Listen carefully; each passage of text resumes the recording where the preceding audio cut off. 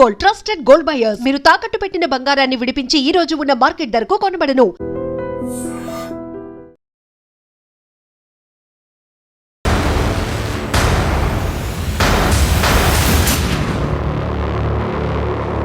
ఈ వారం మన గెస్ట్ 1 సంవత్సరం కాదు, 2 సంవత్సరాలు కాదు, దాదాపు 40 సంవత్సరాలు 4 రాష్ట్రాల్లో అజ్ఞాత జీవితం గడిపి ఆదివాసీల అభివృద్ధి కోసం కృషి చేసిన ఒక మహోన్నత వ్యక్తి.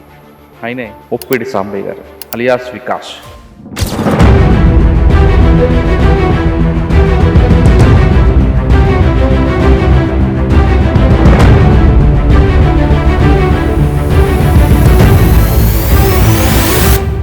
ఇక్కడ తెలంగాణ పనిచేశారు, అటు ఛత్తీస్గఢ్, అటు మహారాష్ట్ర, ఒడిస్సా 4 రాష్ట్రాల్లో మీ పేరు మోగుతుంది. ముప్పిడి సాంబయ్య గారు వరంగల్ దగ్గర నుంచి ఎందుకు వెళ్లాల్సి వచ్చింది? అప్పుడున్న పరిస్థితులు ఏంటి? ప్రతి మీటింగ్కి వెళ్ళేవాడిని చిన్నగున్నప్పటి నుంచి. ఊర్లో ప్రజాకోటలు పెట్టడం, మీటింగ్లు, వాళ్ళు ఉపన్యాసాలు వేయడం, పాటలు పాడడం, ఇవన్నీ కూడా విని అప్పటిదాకా ఏదైతే ఈ వివక్ష ఎందుకు కొనసాగుతున్నది, దీనికి కారణం ఏంటిది, ఎందుకు ఇట్టుకున్నది సమాజం అని చెప్పి ఆ చిన్నతనంలోనే ఆలోచిస్తున్న టైంలో సరైన సమాధానం నాకు అప్పుడు అర్థమైంది.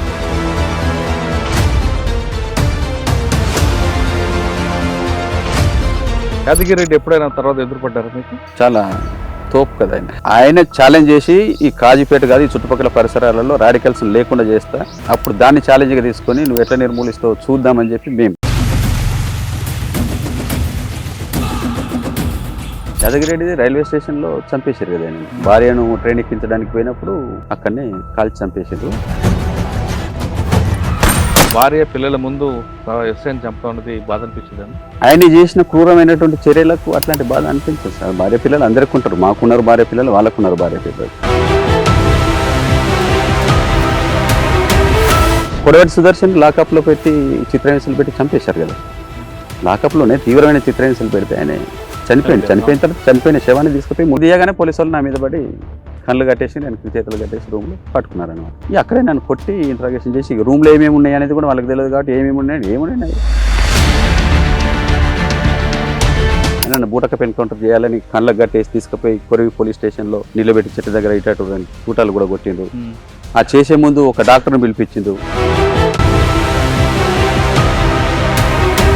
చలపతి గారి ఘటన చెప్పండి. డివిజన్ ప్లీనం జరపాలనే సన్నాహాలలో భాగంగా మేమంతా జమై ఉన్నాం కులాడి ఘాటి అనే ప్రాంతం, ఛత్తీస్గఢ్ ఒడిశా బార్డర్లో.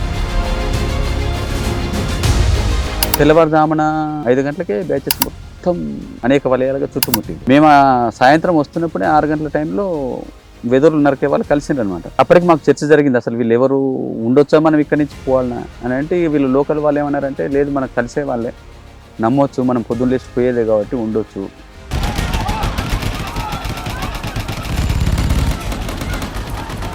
ఆ ఒక్క రోజులోనే ఘటన జరిగింది. అప్పటికే ఆ ప్రాంతంలో మేము పరిసరాలలో ఉన్నామనేటువంటి సమాచారం పోయింది.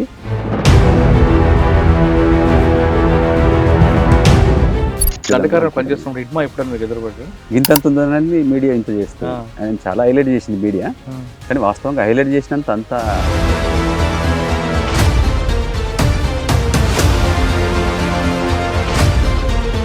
మహేంద్ర కర్మను చంపినప్పుడు కూడా రకరకాల చిరువలు పలువలు చేసిండ్రు. కర్మ అన్నప్పుడు కర్మ నిలబడి అత్యాచారాలు చేయించినటువంటి ఘటనలు కోకొల్లలుగా ఉన్నాయి. ఇండ్లు కాలబెట్టించినటువంటి అంత దుర్మార్గుడు దొరికినప్పుడు నేను మామూలుగా ఒకటే గోలితోటి చంపుతారా ఎవరైనా?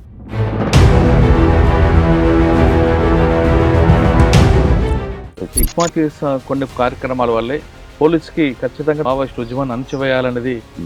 అంటే అది మరి శత్రువుని మనం చంపుతున్నప్పుడు వాళ్ళు కూడా తీసుకుంటారు కదా. ప్లస్ ఒక మైనస్ కూడా ఆయన అదొక పాయింట్ అనుకోండి. అంటే వాళ్ళని కంటిన్యూస్గా మనం చంపినప్పుడు ఎట్లాగూ బలవంతుడైన శత్రువు వీటిని నెగిటివ్గా తీసుకుంటాడు కాబట్టి దానికి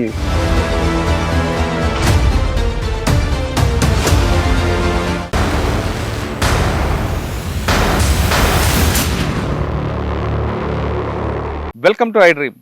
గతంలో గ్రామాల్లో ఉన్న పరిస్థితుల ప్రభావం లేదా ఒక వర్గ ప్రజలకి వాళ్ళ హక్కుల కోసం కాపాడాలను లేదా బడుగు బలహీన వర్గాల అభివృద్ధి కోసం కృషి చేయాలనో కొంతమంది యువకులు అడవిబాట పట్టారు. అడవిలోకి వెళ్ళాక వాళ్ళు ఎండనక వాననక వాతావరణ సంబంధం లేక ఇటు మూగజీవులతో కానీ ఇటు వన్యప్రాణులతో కానీ లేదా పోలీసులతో కానీ దినదిన గండంతో అనుభవిస్తూ వాళ్ళు కొంతకాలం అడవిలో ఉండిపోయారు. అడవిలో ఉండి తర్వాత ఇటీవల ప్రభుత్వం ప్రకటించిన పాలసీకి దీనికి లేదా వాళ్ళ జనజీవన సరళను కలవాలని ఇటీవల కాలంలో చాలామంది బయటకు వచ్చారు.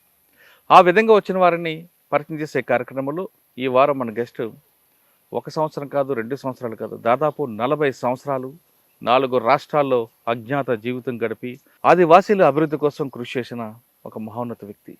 ఆయనే ముప్పిడి సాంబయ్య గారు అలియాస్ వికాస్. తెలంగాణ రాష్ట్ర చెందిన ముప్పిడి సాంబయ్య ఛత్తీస్గఢ్, ఒడిశా, మహారాష్ట్ర, తెలంగాణ ఇన్ని ప్రాంతాల్లో అజ్ఞాత జీవితం గడిపి అక్కడున్న ఆదివాసీల కోసం కృషి చేశారు. ఆదివాసీల హక్కుల కోసం నిరంతరం పోరాడారు. 40 సంవత్సరాల పాటు ఆయన అనుకున్న లక్ష్యం సాధించారా లేదా, ఇప్పుడు బయటకు వచ్చాక ఆయన జీవన స్రవంతి ఎలా గడుస్తుందో ఆయన తెలుసుకుందాం. సార్ నమస్తే అన్న. ముప్పిడి సాంబయ్య అన్న అలియాస్ వికాస్. ఇటు తెలంగాణ పనిచేశారు, అటు ఛత్తీస్గఢ్, అటు మహారాష్ట్ర, ఒడిశా 4 రాష్ట్రాల్లో మీ పేరు మోగుతుంది. ముప్పిడి సాంబయ్య గారు వరంగల్ దగ్గర నుంచి ఎందుకు వెళ్లాల్సి వచ్చింది, అప్పుడున్న పరిస్థితులు ఏంటి, వెళ్ళిన తర్వాత తెలంగాణలో ఎక్కడెక్కడ పనిచేశారు, అదేవిధంగా మిగతా 3 రాష్ట్రాల్లో ఏ స్థాయిలో పనిచేశారు, మీరు అనుకున్న లక్ష్యం ఏ మేరకు సాధించారు చెప్పే ముందు ఇక్కడున్న పరిస్థితులు, అసలు మీరు చివరిగా ఎందుకు రావాల్సి వచ్చింది, ప్రభుత్వ పిలుపు మేరకు స్పందించేది ముందు రావద్దు అనుకుని తర్వాత ఎందుకు రావాల్సి వచ్చింది?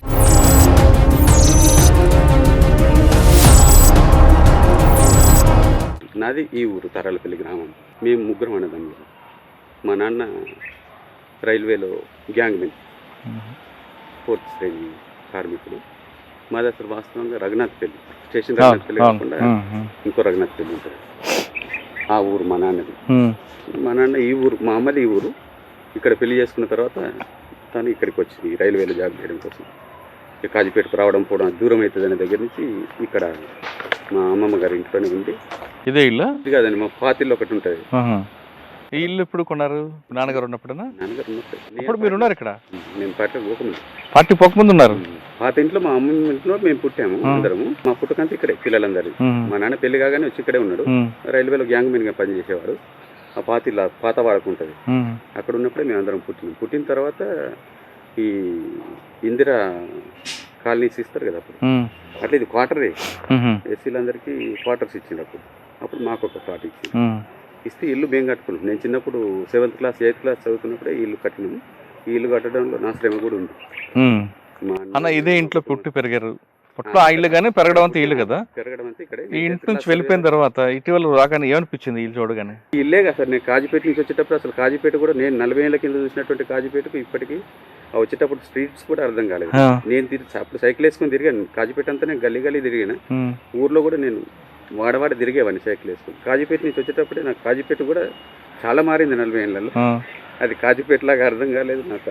పోలీస్ స్టేషన్ ఎక్కడ ఉంటుందో అర్థం కాలేదు వచ్చిన రూట్లో. తర్వాత కడిపికొండ అప్పుడు సాధారణ విలేజ్గా ఉండేది. ఆ కడిపికొండలో మేము ఊరేగింపు చేసినప్పుడు పోలీసు వాళ్ళు చుట్టుముట్టి కొడితేనే అప్పుడు 8 ఏళ్ల వయసులో నా తల పగిలింది. అదంతా కనబడుతుందేమో నేను చూసుకుంటూ వచ్చినా కానీ ఆ పరిసరాలన్నీ మారిపోయి అసలు నాకు అర్థమే కాలేదు అది కడిపికొండ ఊరనేలాగా. సరే, ఇక్కడికి వచ్చారు. ఈ ఊర్లోకి వచ్చిన తర్వాత ఈ ఇంట్లోకి వచ్చి కానీ మీకు ఒక ఎమోషన్ రాలేదా? మనం చిన్నప్పుడు ఇల్లు అదంతా. నన్ను ఆహ్వానిస్తూ సభ పెట్టింది మా స్కూల్లో, నేను చదువుకున్నటువంటి శిలాపుర స్కూల్. ఆ స్కూల్ కూడా చాలా మారిపోయింది. నేను ఉన్నప్పుడు 7th క్లాస్ వరకు ఉండే అప్పుడు యూపీఎస్ స్కూల్. ఇప్పుడైతే తర్వాత హై స్కూల్ అయింది. ఆ పరిసరాలు కూడా మొత్తంగా మారిపోయినాయి. అవి కూడా చాలా సేపు గమనించిన తర్వాత కానీ గుర్తురాలు. 2 రూములు గుర్తుపట్టి ఇది. ఆ తర్వాత ఇక సభ అయిపోయిన తర్వాత ఇక్కడికి వస్తే మా ఇల్లుని గుర్తుపట్టడానికి నేను ఒక 2 రౌండ్లు తిరిగాను అనమాట. అక్కడ పరిసరాలు ఏంటి, ఇక్కడ ఒక సర్కార్ బాయ్ ఉండేది, అందరూ మంచినీళ్ళు అక్కడ వాడుకునే. ఆ బాయ్ లేదు. ఈ చుట్టుపక్కల ఇండ్లు గుర్తున్నాయి, వాళ్ళందరి పేర్లు గుర్తున్నాయి, కానీ ఇండ్లు మారిపోయినాయి. ఇక్కడ మీరు అప్పుడు ఉన్నప్పటి నుంచి ఇక్కడ జ్ఞాపకం ఉందా ఇక్కడ? అంటే మీ చెట్టు నాటిన చెట్టు కానీ? నేను నాటిన చెట్లు చచ్చిపోయినట్టు. నేను ఇక్కడ ఒక కొబ్బరి చెట్టు, ఒక చింత చెట్టు పెట్టినాను నేను నా చేతులతోటి. అవి లేవు, ఇవన్నీ తర్వాత పెట్టినట్టు. ఈ చెట్లని లేవు. ఈ ఇంట్లోకి అడుగు పెట్టారు 40 సంవత్సరాల తర్వాత. ఒక కుటుంబం నుంచి వెళ్ళి తర్వాత వచ్చినప్పుడు అసలు సడన్గా అమ్మ నాన్న వీళ్ళందరూ గుర్తు రాలేదా? వస్తాను, అక్కడే కలిసిరు వాళ్ళు. దారిలో ఆహ్వానిస్తున్నప్పుడు వచ్చి కలిసి. అమ్మను నాతోటి ఉంది. అమ్మ నన్ను చూడడానికి వచ్చి 2.5 నెలల నుంచి అమ్మ చిన్న చెల్లి ఇద్దరు మా సముద్రం నాతో పాటుగా ఉన్నారు. అంటే వదిలిపెట్టేదాకా మేము ఉంటాం, వదిలిపెట్టినప్పుడే పోతామని చెప్పి 2.5 నెలలు అమ్మ నాతోటి ఉంది. వచ్చినప్పుడు నాతోటి వెంటనే వచ్చింది అమ్మ. అవునా? కాబట్టి అమ్మ అక్కడికి వచ్చినప్పుడే అమ్మ చెల్లి కుటుంబం. కానీ ఎంత మనం వర్గ పోరాటం చేసినా వచ్చాక ఒక చిన్న అనుబంధం కనిపిస్తుంది కదా. ఇల్లు, నాన్న, మన చిన్నప్పుడు తిరిగిన ఊరు, ఇవన్నీ గుర్తుకొచ్చాయి మీకు? ఏమనిపించింది అప్పుడు? అదే 40 ఏళ్ల కింద వదిలిపెట్టిన కాబట్టి నేను అందరినీ దాదాపు గుర్తుపట్టిన. అక్కడ సభ కాడికి వచ్చినప్పుడే స్వాగతిస్తున్నప్పుడే చాలా మంది కలిసి గుర్తుపట్టాను. ఏదైనా పాత జ్ఞాపకాలు, పాత ఆనందం. 40 ఏళ్ల తర్వాత అసలు కళలో కూడా నేను తిరిగి వస్తానేది ఊహించలేదు. చివరి మినిట్ వరకు కూడా నేను వస్తానేది అనుకోలేదు. అనుకోని పరిస్థితుల్లో రావడం జరిగింది కాబట్టి వచ్చి వీళ్ళందరినీ కలవడం, ఊరోళ్ళందరూ కూడా చాలా ఆనందపడ్డారు, నాకు కూడా చాలా సంతోషం కలిగింది ఆ రకంగా రిసీవ్ చేసుకోవడం. అందరూ చాలా ఆప్యాయంగా రిసీవ్ చేస్తారు. సరే అండి, ఇక్కడ నుంచి ఎందుకు వెళ్ళాల్సి వచ్చింది అసలు మీరు? పోయిందేమో 1985లో. అంటే అప్పుడు పరిస్థితి ఎలాగుంటేవి ఈ గ్రామంలో?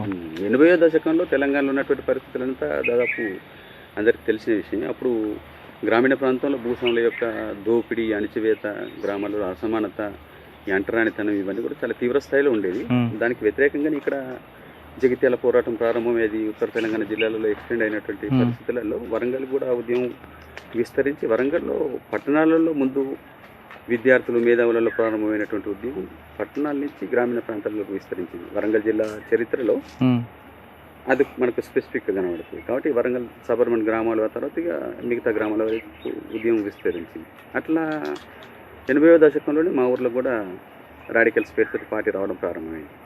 అయితే నేను దళిత కుటుంబంలో పుట్టి నేను చిన్నప్పటి నుంచి చదువుకుంటున్నప్పుడు చిన్నప్పటి నుంచే ప్రతిదీ తెలుసుకోవాలనే జిజ్ఞాస నాలో బాగుండేది. ఎంత చదువుతున్నారు అప్పుడు? 5-6 ఏళ్ల వయసులో నేను 3వ తరగతి చదువుతున్నటువంటి టైంలో మా పాత ఇంట్లో, నేను 8th చదువుతున్నప్పుడు ఇల్లు కట్టుకున్నాను. 7th క్లాస్ దాకా నేను అక్కడ ఉండే చదువుకున్నాను. అప్పుడు ఏంటిదంటే ఈ ఊర్లో ఈ డామినేషన్ ఉండేది. తర్వాత మేము దళితులం కాబట్టి నేను చదువుకోవడంలో ఫస్ట్ నుంచి కూడా క్లేవర్ స్టూడెంట్, క్లాస్ ఫస్ట్ ఉండేది.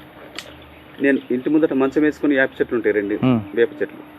మంచం వేసుకొని నేను చదువుకుంటున్నప్పుడు స్ట్రీట్ ఉంటుంది, అక్కడి నుంచి మా ఇల్లు కనబడుతుంది అనమాట.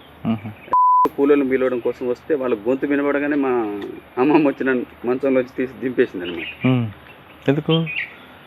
అది నేను ఎందుకు అని ప్రశ్నించాను మా. అంటే నా మంచంలో నేను కూర్చుని ఎందుకు దింపేసాను అంటే, అప్పటికి ఈ ఊర్లో ఉన్నటువంటి పరిస్థితి దళితులు వాళ్ళ మంచం మీద వాళ్ళు కూర్చున్న అప్పర్ క్యాస్ట్ ముందు పెద్ద నేరం. కాబట్టి ఎందుకు అని ప్రశ్నించినప్పుడు మా అమ్మ, వాళ్ళు ఎక్కువ క్యాస్ట్ వాళ్ళు, మనం వాళ్ళ ముందు మంచం మీద కూర్చున్న, కుర్చీ మీద కూర్చున్న వాళ్ళ కళ్ళు మండుతాయి, కోపం పెట్టుకుంటారు, దానికి ప్రతీకారం ఏదో ఒక రూపంలో తీసుకుంటారు. నిజంగా పరిస్థితులు అట్లే ఉండేవి ఆ రోజు. కాబట్టి అప్పటి నుంచి ఎందుకు ఈ తేడా ఉంది, మన ఇంట్లో మనకు అధికారం ఉండాలి, మన మంచంలో మనం కూర్చుకోవాలి కదా అని ఇట్లా ఈ అంటరానితనం కూడా ఆ కాలంలో బాగానే ఉండేది. ఇవన్నీ చిన్నప్పటి నుంచే నేను పార్టీ రాకంటే ముందు నుంచే నా మెదడులో నేను ఆలోచిస్తూ ఉండేవాడిని. అయితే మంచం మీద దింపమనంటే మీరు అమ్మమ్మతో వ్యతిరేకించారా? అడిగాను, మన మంచం మీద దింపాలి అన్నప్పుడు అమ్మ దగ్గర సమాధానం లేదు దానికి. జనరల్గా అట్లా చెప్పడమే తప్ప అది కూడా ఎందుకు అని ప్రశ్నించేవాడిని నేను చిన్నప్పుడే. అంటే ఎక్కువ వాళ్ళు ఎందుకు ఎక్కువ, మనం ఎందుకు తక్కువ, కారణం ఏంటి, ఇట్లాంటి ఇంకా డీప్గా ప్రశ్నించేటప్పటికి వాళ్ళ దగ్గర సొల్యూషన్ ఏమి ఉండదు కదా, ఏం జవాబు కూడా ఉండకపోయేది. నా మనసులో మాత్రం ఆ ప్రశ్న వెంటాడుతూ ఉండేది. తర్వాత మేము ఆ టైంలో ఈ ఊర్లో కదా ప్రతి కుటుంబానికి కటింగ్ చేయడం కోసం మాకు ఒక మేము కటింగ్ చేయించుకోవడానికి ఎండాకాలం సెలవులు వారానికి ఒకసారి అట్లా పోయినప్పుడు మిగతా కులాల వాళ్ళకైనా ఇంటి లోపలికి పిలిచి కటింగ్ చేసేవాడు. చెట్టు కింద కూర్చొని నీడకు వాళ్ళకి పీట వేసి కూర్చోబెట్టి చేసేవాడు. లేదా ఇంకా కొంచెం ఎక్కువ కులాలకు సంబంధించిన వాళ్ళైతే కుర్చేసి ఆయన నిలబడి చేసేవాడు. మేము పోగానే ఇంటి బయటకు వచ్చి బయట బజార్లో కూర్చోబెట్టి మాకు కటింగ్ చేసేవాడు. తర్వాత ఈ బట్టలు మైల పడతాయనే దగ్గర నుంచి మామూలుగా బోరా తట్టుబొంత అంటారు, ఈ రైస్ బ్యాగులు ఉంటాయి కదా పాతి సుతీల దారాలతో ఉండేది, అట్లాంటిది ఒకటి కట్టుకొని వచ్చి మాకు కటింగ్ చేసి ఆ కటింగ్ చేసిన వెంట్రుకలు కూడా తీసేయడం మమ్మల్ని తీసేయమనేది. అప్పటికి మేము చదువుకుంటున్న పిల్లలు అంతా ప్రత్యక్షంగా నేను అనుభవించింది చెప్తున్నా కదా. ఇది నాకు అనిపించేది అనమాట. మిగతా వాళ్ళకి ఎందుకు లోపల కుర్చేసుకొని కటింగ్ చేసిండు, కొద్దిమంది వాళ్ళకి ఇళ్ళకి పోయి చేసేవాడు అప్పర్ క్యాస్ట్ వాళ్ళకు. మా దాంట్లో కూడా కేవలం మమ్మల్ని బజార్లో కూర్చోబెట్టి కూర్చోబెట్టడం. ఈ డిఫరెన్స్ ఏంటి, నేను ఇంటికి వచ్చి అమ్మని అడిగామని, మనం ఎంత ఇస్తున్నాం వాళ్ళు ఎంత ఇస్తున్నారు, వాళ్ళు ఎంత ఇస్తున్నారో మేము కూడా అంతే ఇస్తున్నాం, మరి వాళ్ళకి ఎందుకు అట్లా మనకెందుకు ఇట్లా, ఈ తేడా ఏంటిది అని అంటే వాళ్ళ దగ్గర అదే చెప్పేవాళ్ళు. వాళ్ళు ఎక్కువ కులపోలు, మనం తక్కువ కులపోలు, ఎందుకు ఎక్కువ తక్కువ, దానికి ఏం జవాబు వీళ్ళ దగ్గర ఉండకపోయేది. ప్రశ్న మాత్రం నాకు వెంటాడుతూనే ఉండేది. తర్వాత దళిత స్కూల్, మేము చిన్నప్పుడు నేను చదువుకునేది ఫస్ట్ 1వ తరగతి పిల్లలకు మా ఇంటి పక్కన ఒక ఇల్లు ఉంటుంది, ఇల్లందరూ అయిలే అని. అప్పుడు మాదిగ కులంలో ఆయనే కొంచెం ఫస్ట్ బంగ్లా కట్టుకున్నాడు, కొద్దిగా పెద్ద ఇల్లు. ఆయన ఇంట్లో ఆయనే మా పిల్లలు కదా అనే దగ్గర నుంచి ఫ్రీగానే ఇస్తే దాంట్లో ఒక రూమ్లో మా స్కూల్ నడిచేది అంతా. మేము దాంట్లో చదువుకున్నాం.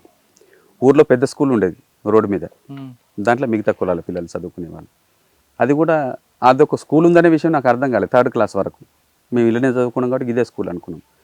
తర్వాత రాడికల్ పార్టీ ఊర్లోకి వచ్చిన తర్వాత వాళ్ళకు విడిగా స్కూల్ ఎందుకని చెప్పి దానికి వ్యతిరేకంగా మాట్లాడి ఈ స్కూల్ని తీసుకుపోయి దాంట్లో కలిపేసింది వాళ్ళు.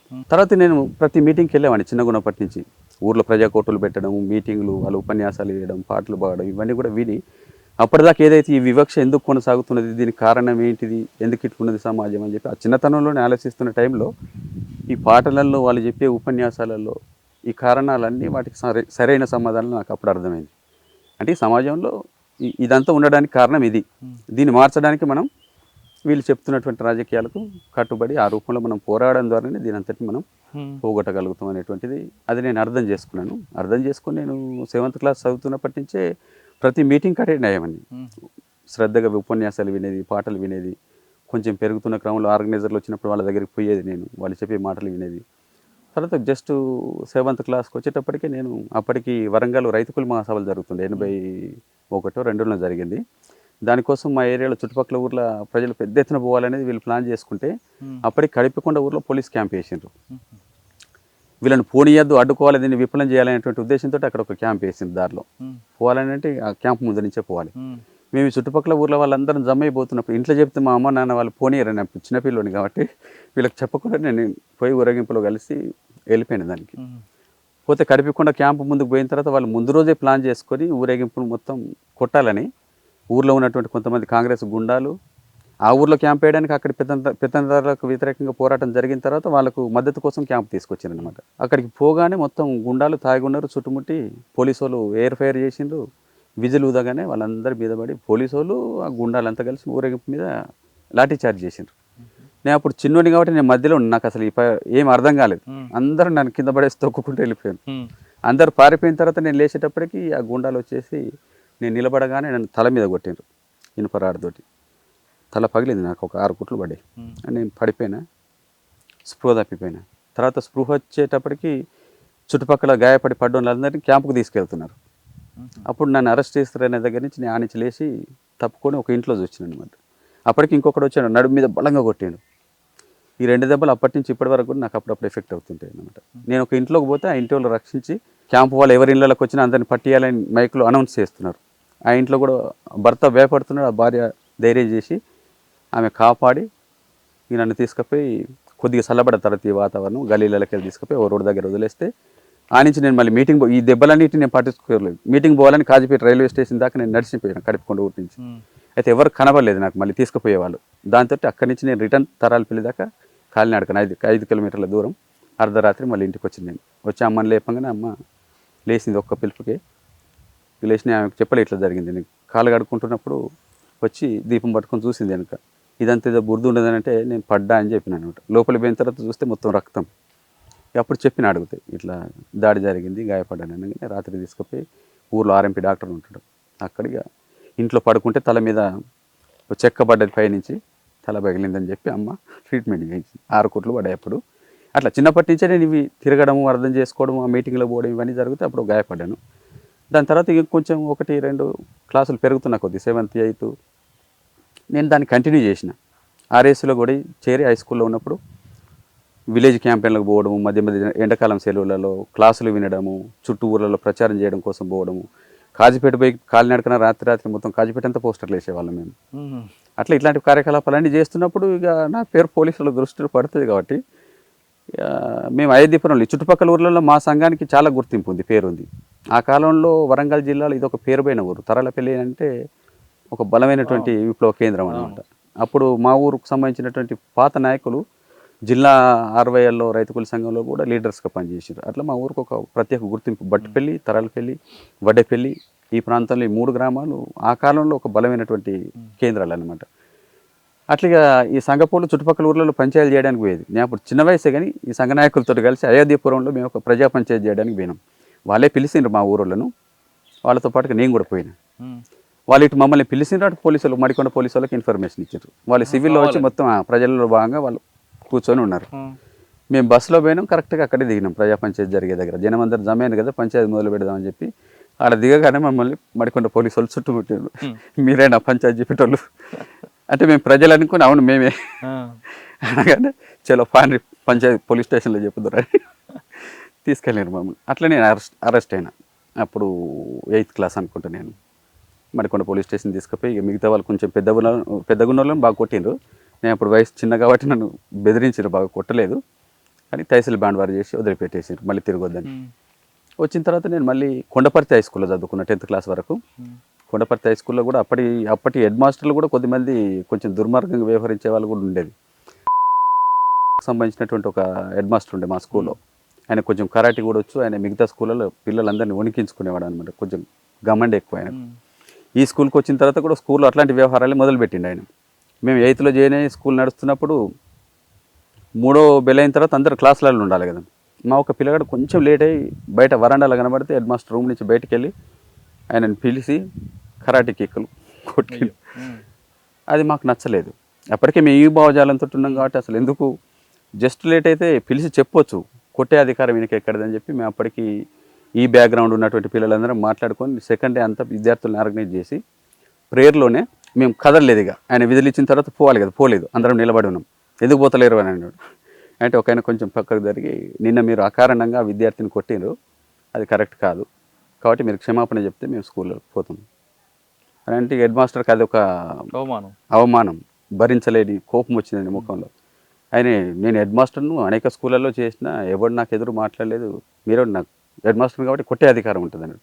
హెడ్ మాస్టర్ అయితే కొట్టే అధికారం నీకెందుకు ఉంటే, కొట్టడం కరెక్ట్ కాదు, నువ్వు తప్పు ఒప్పుకుంటేనే మేము పోతాం, లేకపోతే లేదు అని మేము ఇంకిద్దరు ముగ్గురు పిల్లలందరం గట్టిగా మాట్లాడేటప్పటికి ఆయనకు అర్థమైపోయింది వీళ్ళందరూ పోయే రకంగా లేరని చెప్పి. అప్పుడు దిగొచ్చి సారీ ఇంకోసారి కొట్టను అని అన్నాడు. అది ఫస్ట్ విజయం స్కూల్లో. దాంతో మేమందరం క్లాసులలోకి వెళ్ళిపోయాం. అట్లాగా ఆర్ఎస్సికి ఒక గుర్తింపు వచ్చింది స్కూల్లో కూడా, విద్యార్థులందరికీ కూడా. ఇక తర్వాత స్కూల్ అంతా కూడా మా డామినేషనే.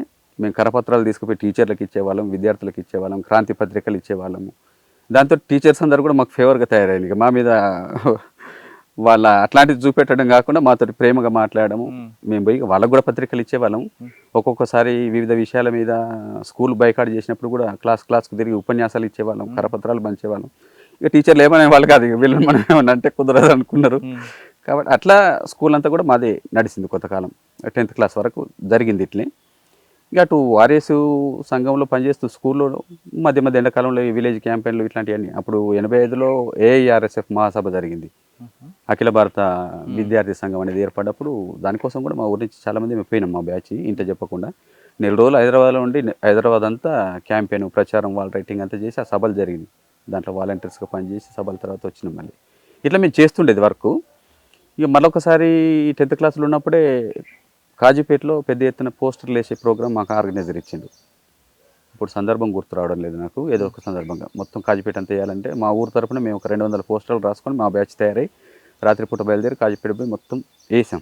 వేస్తున్నప్పుడు కూడా యాదగిరెడ్డి ఎస్ఐ ఉండే, అప్పుడు యాదగిరెడ్డి కాజీపేటలో చంపేసిన యాదగిరెడ్డి. అప్పుడు చాలా తోపు కదా ఆయన, ఆయన పేరు చెప్తే ఇట్లా వణికేవాళ్ళు.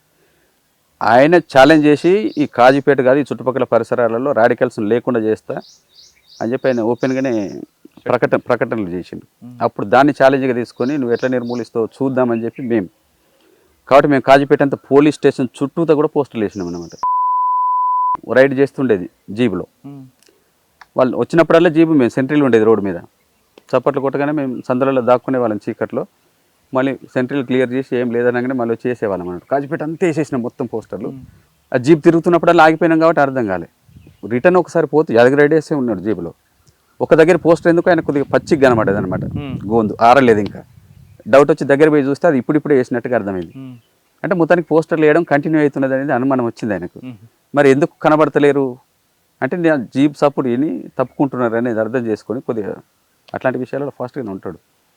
కాబట్టి మఫ్టీలో పోలీసు వాళ్ళని సైకిల్ మీద పంపారు. వాళ్ళందరూ సెకండ్ షో వదిలేసిండ్రు అర్ధరాత్రి. అప్పుడు 2 షోలు నడిచేది, ఫస్ట్ షో, సెకండ్ షో. మేము అనుకున్నాం ఇక వాళ్ళు వస్తున్నారు కాబట్టి అందరు కనబడితే కూడా బాగుండదు కాబట్టి మేము అందరం తప్పుకున్నాం. అయిపోయింది. వాళ్ళు వెళ్ళిపోయిన తర్వాత ఇంక కొన్ని 50 పోస్టర్లు మిగిలిన మేము వేస్తున్నాం. వేస్తున్నప్పుడు ఈ సైకిళ్ళ మీద కొద్దిమంది ఒక 4 వస్తున్నారు లాస్ట్కు. వీళ్ళంతా వెళ్ళిపోయిన తర్వాత సెంట్రీలు ఏమనుకున్నారంటే కొద్దిగా వెనుకొస్తున్నటువంటి సినిమా చూసిన వాళ్ళే కావచ్చు అనుకొని ప్రజలు అనుకున్నారు. వాళ్ళని చూసిండ్రు కానీ తప్పుకోలేదు. మేము అప్పుడు మేము వేయడం కంటిన్యూ చేసేటప్పటికి ఆ సైకిల్ వాళ్ళు వచ్చిన ఫాస్ట్గా అర్థమైంది కాబట్టి మా టీంను పట్టుకున్నారు అనమాట. వాళ్ళు ఎవరైనా మంచిదే, పోలీసులు కాకపోయినా మనం వెళ్ళిపోదామని చెప్పి మేము పోస్టులు వేసే వాళ్ళము తప్పుకున్నాము, సైడ్కున్నాము. ఆ సెంటర్ ఉండి ఆయన రాలేదన్నమాట జనం అనుకొని. వాళ్ళు వచ్చేసి వెంటనే ఆయన సైకిళ్ళతోటి చుట్టుముట్టేసి పట్టుకున్నారు. ఇంకా మేము మిగతా వాళ్ళందరం తప్పించుకొని వెళ్ళిపోయినాం. ఆయనను బాగా చిత్రహింసలు పెడితే ఆయన మొత్తం చెప్పిండు, తరాలు పిల్లవాళ్ళం ఇంతమంది వచ్చినాం, దీంట్లో నేను కూడా ఉన్నాను, ఇవన్నీ విషయాలు కూడా ఆయనకు అర్థమైన తర్వాత ఆయన మళ్ళీ నా ఇంటి మీదకి వచ్చి, మా ఇంటి మీదకి దాడి కోసం వచ్చిండు అర్ధరాత్రి పడుకోవడం కోసం. నేను అప్పటికి ఇవన్నీ తెలుసు కాబట్టి నేను ఇంట్లో పడుకోకపోయేది. నేను ఎక్కడో పడుకున్నాను. ఇంటికి వచ్చిండ్రు, జీప్ నిలబెట్టి దూరంగా ఇల్లు చుట్టుముట్టిరు, మొత్తం చెక్ చేసిరు నా కోసం, పక్కింట్లో వెతికిండ్రు, నేను దొరకలేదు. అంటే ఇక దొరికిననే దెబ్బలు పడి నన్ను మెయిన్గా చెప్పింది కాబట్టి ఇక నా కోసం వేటాడడం అనేది మొదలుపెట్టింది అనమాట. తర్వాత నేను 10th ఎగ్జామ్స్ రాయడానికి స్కూల్ కూడా మఫ్టీలో పోలీసు వాళ్ళు వచ్చేవారు యాక్టివ్గా ఉన్నటువంటి వాళ్ళని పట్టుకోవడం కోసం. అట్లా నన్ను అక్కడ పట్టుకో, ఇక్కడ దొరుకుతలేడు కాబట్టి అక్కడ పట్టుకోవాలనేటువంటి ప్లాన్ వేసుకొని అక్కడికి వచ్చింది. కాబట్టి నేను ఎగ్జామ్స్ రాయలేదు. చివరి నిమిషంలో రాస్తే నేను ఫస్ట్ క్లాస్ పాస్ అయ్యేవాడిని, క్లెవర్ స్టూడెంటే. కానీ ఎగ్జామ్స్ రాయలేదు, యాన్యువల్ ఎగ్జామ్స్. వీళ్ళు వచ్చారు కాబట్టి ఎట్లాగో ఎగ్జామ్స్ దగ్గర పట్టుకుంటారనే దగ్గర నుంచి నేను ఇక వెళ్ళిపోవాలనేది. అప్పటికే ఇక్కడ క్రాంతి అనేది మా ఆర్గనైజర్ బక్కన పేరుతో పనిచేసినప్పుడు ఆయన అప్పటికే చెప్పిండు, ఇక నీ మీద బాగానే నిఘా ఉన్నది కాబట్టి ఎట్టి పరిస్థితుల్లో నువ్వు దొరికితే మాత్రం అప్పటికి బుటకప్ ఎన్కౌంటర్లు జరుగుతున్నాయి. కొడవటి సుదర్శన్ లాకప్ డెత్ అప్పటికి జరిగింది. ఈ పరిణామాలన్నీ జరుగుతున్నాయి కాబట్టి అనవసరంగా చనిపోతావు కాబట్టి రావడమే మంచిది అనేది ఆయన ముందే చెప్పిండు. నేను కూడా పూర్తికాలం కార్యకర్తగా పనిచేయాలని ఇవన్నీ యాక్టివ్గా పనిచేస్తున్నాను. అప్పటికి చిన్నప్పటి నుంచి నాకు చదవడం బాగా ఇంట్రెస్ట్ అని చేస్తారు. ఎందుకు వాళ్ళ పిల్లల్ని దాంట్లో పోనీయాలని ఏ తల్లిదండ్రులు అనుకోరు కదా. మా అమ్మ నాన్న వాళ్ళు కూడా ఏడ్చేది, మాట్లాడేది, తిరగొద్దని చెప్పేది. నేను తిరుగుతలేనని అమ్మ నాన్నని కన్విన్స్ చేసి వాళ్ళకి తెలియకుండా మళ్ళీ తిరగడం. మా తమ్ముడు అప్పటికి చిన్నోడు. అలా మీరు కుల వివక్షను చూశారు, ఈ అసమానతలు చూశారు. మనం ఎందుకు ఇలా దూరంగా ఉండాలని దీని మీద మీలో ఒక ఆ భావజాలం అప్పుడు కలవడం అంతా సరే అనుకోవచ్చు. కానీ అదే టైంలో అగ్రవర్ణాలు పుట్టిన కొంతమంది కూడా కొంతమంది అందులోకి వచ్చారు. అంటే వాళ్ళు ఎందుకు వచ్చి ఉండవు అనుకోవచ్చు పార్టీలోకి. ఎవరైనా చదువుకున్న వాళ్ళు ఈ సమాజం గురించి ఆలోచించేటువంటి వాళ్ళు కేవలం స్వార్థపూరితంగా వాళ్ళ గురించి వాళ్ళు ఆలోచించే వాళ్ళని వదిలేస్తే ఈ సమాజం ఎందుకు ఇట్లున్నది అని ప్రశ్న తలెత్తిన ఎవరైనా కూడా అంటే కులంతో సంబంధం లేకుండా వచ్చారు.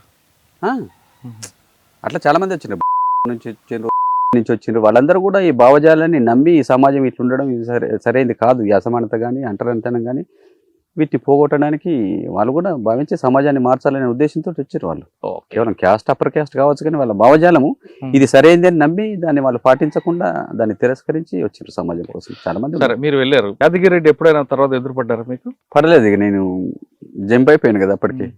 ఇంటికి వచ్చి సెర్చ్ చేశారు ఆయన? సెర్చ్ చేశారు, చాలా దాడులు చేశారు ఇంటి మీద, కానీ నేను దొరకలేదు. యాదగిరి రెడ్డి చంపడం తెలుసా? తెలుసు. ఆయన చంపిన తర్వాత నేను పోయినా పార్టీలోకి. చంపేదాకా నేను తప్పుకొని తిరుగుతూ ఉన్నాను. ఎలా జరిగిందండి యాదగిరెడ్డి? యాదగిరెడ్డిది రైల్వే స్టేషన్లో చంపేశారు కదా ఆయన. భార్యను ట్రైన్ ఎక్కించడానికి పోయినప్పుడు అక్కడనే కాల్చి చంపేశారు. అప్పటికి ఆయన రైల్వే స్టేషన్కి వచ్చి ఇవన్నీ కూడా పార్టీ చేసే ఏ యాక్షన్ అయినా అనేక మంది సహకారం అప్పుడు పార్టీకి ఉండేది. పోలీస్ స్టేషన్లో ఉన్నటువంటి కానిస్టేబుల్, ఇప్పుడు అరెస్ట్ చేసి లాకప్లో పెట్టినటువంటి మా సంఘ సభ్యులు, ఇట్లాంటి వాళ్ళందరూ కూడా అక్కడ జరుగుతున్న కార్యకలాపాలు, స్టేషన్ వ్యవహారాలన్నీ కూడా మాకు అందజేసేటువంటి మెకానిజం కూడా ఉండేది. కాబట్టి పోలీస్ స్టేషన్ నుంచే వాళ్ళకి తెలియకపోవచ్చు ఆయన ఎప్పుడు బయలుదేరుతున్నాడు, ఎప్పుడు అడిగి చేరుకున్నాడు అనేది. రైల్వే స్టేషన్కి వస్తారనే విషయం తెలుసు మీకు? తెలిసే అక్కడ యాక్షన్ టీమ్ ఎంగేజ్ అయ్యి చంపేశారు. పొగ బాంబులు వేసి చంపినట్టున్నారు కదా. కాల్చిన తర్వాత భయపెట్టడానికి లేదా వాళ్ళు వెంటబడి వాళ్ళని భార్య పిల్లల ముందు ఎస్ఐని చంపడం అనేది బాధ అనిపించదండి. ఆయన చేసిన క్రూరమైనటువంటి చర్యలకు అట్లాంటి బాధ అనిపించదు సార్. భార్య పిల్లలు అందరికీ ఉంటారు, మాకున్నారు భార్య పిల్లలు, వాళ్ళకున్నారు భార్య పిల్లలు. కానీ ఒక ఆఫీసర్ కుయ్యాలుగా వ్యవహరించి అనేక మందిని చిత్రహింసలు చేశారండి చెప్పండి. ఆ టైంలో కొడవటి సుదర్శన్ లాకప్ లో పెట్టి చిత్రహింసలు పెట్టి చంపేశారు కదా. లాకప్ లోనే తీవ్రమైన చిత్రహింసలు పెడితే ఆయన చనిపోయింది. చనిపోయిన తర్వాత చనిపోయిన శవాన్ని తీసుకుపోయి ముళ్ళగడ్డలో పడేసి ఎన్కౌంటర్ కట్టకతాలేరు. అట్లా ఆ కాలంలో చాలా బూటకపు ఎన్కౌంటర్లు జరుగుతున్నాయి గ్రామాలలో. సంఘ సభ్యులు ఇప్పుడు మేము చేసే కార్యకలాపాలు ఏవి దీంట్లో నష్టం ఏంటి చెప్పండి? మేము అసమానతను ప్రశ్నించినాం, కుల వివక్షను ప్రశ్నించినాం, అగ్ర కులాల వల్ల ఆధిపత్యాన్ని దోపిడీని ప్రశ్నించినాం. ఇదేం తప్పు కాదు కదా, అన్యాయం ఏంది కాదు కదా.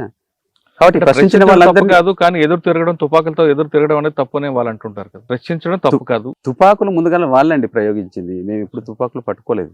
మేము తుపాకులు లేకుండానే ఈ సంఘపూలందరినీ తుపాకులు పట్టుకొని లేదు. ఊళ్ళలో ప్రజాకోట్లు పెట్టినప్పుడు కూడా ఎవరు తుపాకులలో రాలేదు. ఆ కాలంలో అసలు తుపాకులే లేవు పార్టీకి. ఆర్గనైజర్లకు కూడా తుపాకులు లేవు ఆ కాలంలో.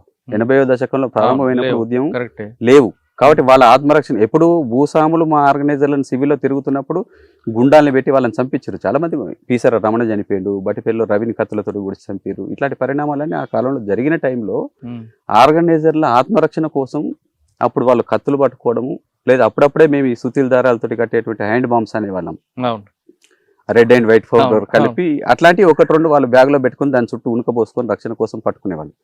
అవసరమైనప్పుడు దాన్ని ప్రయోగించాలని దాంతో. అది ఎవరిని చంపే ఉద్దేశం. పోలీసుల మీద తుపాకులతో దాడి చేయాలనే ఉద్దేశం ఇక్కడ పెంబర్తి తీర్మానమే కాదు. లేదండి, పెంబర్తి తీర్మానం కాదు. నేను చెప్పిన కదా, ఆర్గనైజర్లు ఫస్ట్ తుపాకులు లేకుండా సివిల్లోనే తిరిగారు. మా రాజకీయాలు వాళ్ళకి నచ్చలేదు కాబట్టి భూస్వాములు మమ్మల్ని మా ఆర్గనైజర్లను చంపారు, చాలా మందిని కోల్పోయిన తర్వాత పార్టీ ఆలోచించి వాళ్ళ రక్షణ కోసం అది పట్టుకోమన్నది, ఆయుధాలు తర్వాత బాంబుల నుంచి ఎప్పుడు తుపాకులకు వచ్చారు? అప్పుడు చిన్న చిన్న నాటు తుపాకులు, కొన్ని రివాల్వర్స్, ఇట్లాంటి ఎంత టార్గెట్ ఉన్నటువంటి వాళ్ళకి ప్రమాదం ఎక్కువ ఉంటుందో అట్లాంటి వాళ్ళకే ప్రొవైడ్ చేయగలిగింది ఆ కాలంలో పార్టీ. చాలా మంది ఆర్గనైజర్లకు పోలీస్ స్టేషన్ మీద దాడులు అంటే కేవలం తుపాకుల కోసమే, వాళ్ళకి చంపడానికి కాదు. అవన్నీ తర్వాత ప్రాసెస్ లో ఉద్యమం అభివృద్ధి చెందినట్టు తుపాకుల కోసమే. వాళ్ళ ఆఫీసర్లను చంపింది కూడా ప్రారంభ కాలంలో ఇట్లా క్రూరంగా నిర్బంధాన్ని ప్రయోగించి ప్రజల్ని ఇల్లు కొట్టడము, చైన్లు మేపించడం, సంఘ సభ్యుల్ని చిత్రహింసలు పెట్టి స్టేషన్లని చంపేయడం, ఇట్లాంటి పరిణామాలని జరిగినప్పుడు దానికి ప్రతీకారంగా దాని నుంచి రక్షించుకోవడానికి ఆత్మరక్షణలో భాగంగా చేసినటువంటి దాడులే తప్ప మొదలు తుపాకులు పార్టీ పట్టుకోలేదు, మొదలు మేము వాళ్ళని చంపడం మొదలు పెట్టలేదు. ఇప్పుడు మీరు ఒక వర్గం ఎదుర్కొన్న సమస్యల మీద ఆ భావజాల ప్రభావంతో వెళ్ళారు, దాన్ని అందరూ ఎవరు కాదని హర్షిస్తారు. అంటే రక్త సంబంధం కానీ వర్గ సంబంధం గొప్పదని నమ్మి లాంటి వాళ్ళు. కానీ అవతలు ఎదుర్కొంటున్న వారు రాజ్యంతో పోరాటం చేస్తున్నప్పుడు చనిపోతున్న వాళ్ళు పోలీసు కుటుంబాలు కూడా వాళ్ళు మళ్ళీ మనుషులే కదా అని మీరు ఎందుకు ఆలోచించలేదు? మనుషులే. అందుకే మా వైఖరి ఏంటిదంటే పోలీసులందరూ మన శత్రువులు కాదు, పోలీసులు కూడా మన మిత్రులే. పోలీసుల పాటలు కూడా వినుంటారు కదా. అవును. అంటే మా వైఖరి దాంట్లో పాట రూపంలో కూడా చెప్పినాం మేము. అంటే పోలీసులందరూ మా శత్రువులు కాదు, ఎప్పుడు పార్టీ ఇప్పటివరకు కూడా పోలీసుల్ని శత్రువులుగా భావించలేదు. అందులో క్రూయల్గా మా ఉద్యమాన్ని కత్తిగట్టి అణిచేయాలని తలుసుకున్నటువంటి ఆఫీసర్లను సెలెక్టెడ్గానే చంపినాం మేము తప్ప మొత్తం పోలీసు వాళ్ళని చంపడం అనేది ఎప్పుడు చేయలేదు. అయితే ఎప్పుడైతే మా మీద కూంబింగ్లకు వచ్చి మా దళాన్ని కూడా నిర్మూలించే పరిస్థితి వచ్చిందో అప్పుడు మేము రక్షించుకోవడం కోసం, ఆత్మరక్షణ కోసం వాళ్ళ మీద కాల్పులు చేయాల్సి అంతవరకు దాన్ని ఎవరు కాదంటారు. కానీ కొన్ని సంఘటనలు మనం ఎగ్జాంపుల్ తీసుకుంటే ఒక ఆఫీసర్ ఇక్కడ వరంగల్ ఉండే ట్రాన్స్ఫర్ అయ్యి హైదరాబాద్ వెళ్తున్నప్పుడు బాంబులు వేసి చంపేయడం, లేదా మీరు ఉనికిని చాటుకోవడానికి వస్తున్న హోంగార్డ్నో కానిస్టేబుల్నో ఏ సంబంధం లేని వ్యక్తులు కూడా చంపడం, అంటే మీరు కాదు కొన్ని సంఘటనలు జరిగాయి. మరి దాన్ని ఏ విధంగా అర్థం చేసుకోవాలి? ఉనికిని చాటుకోవడానికి ఎప్పుడు పార్టీ ఏ చర్య చేయలేదు. బ్లాస్టింగ్లు చేయడం కూడా ఇప్పుడు ఇట్లా ఒక ఆఫీసర్ ఉన్నాడు చేశాడు కాబట్టి అవునవును, దారిలో బ్లాస్టింగ్ చేసినటువంటి ఆఫీసర్లు కూడా టార్గెట్ అయిన తర్వాత నీకు చంపడానికి పోలీస్ స్టేషన్లో చంపేంత శక్తి మాకు లేదు. కాబట్టి ఒక టార్గెట్ ఆయన చంపాలే క్రూరుడు అనేది నిర్ణయించుకున్న తర్వాత ఆ టార్గెట్ ఎక్కడ ఈజీగా దొరుకుతాడని చూస్తాం కదా. కాబట్టి దారిలో దొరుకుతాడని కూడా దారిలో చంపుతారు. కానీ ఏటూ నాగారం, తాడ్వాయి లేదా ములుగు ఆ ప్రాంతాల్లో కానిస్టేబుల్ ఇంటికి వస్తే, అత్తగారి ఇంటికి వస్తే అక్కడ కూడా చంపిన సంఘటనలు చాలా ఉన్నాయి. చాలా లేవండి, కొన్ని కూడా ఉంటాయి. 1-2 రేర్గా జరిగినటువంటి సంఘటనలే తప్ప అది కూడా తెలియక జరిగిన వాటిని పార్టీ సమీక్షించి వెంటనే అట్లా సాధారణంగా సివిల్లో చుట్టాల ఇంటికి వచ్చినటువంటి వాళ్ళని ఎవరిని చంపొద్దు అనేది వెంటనే తీర్మానం కూడా చేసింది. కాబట్టి మా వైఖరి ఏంటిదంటే ఎప్పుడు కూడా మేము చెప్పేది సాధారణంగా సివిల్ డ్రెస్ లో వచ్చిన చాలా పోలీసులను మేము కలిసి మాట్లాడి పంపించినటువంటి వాళ్ళు కూడా ఉన్నారు.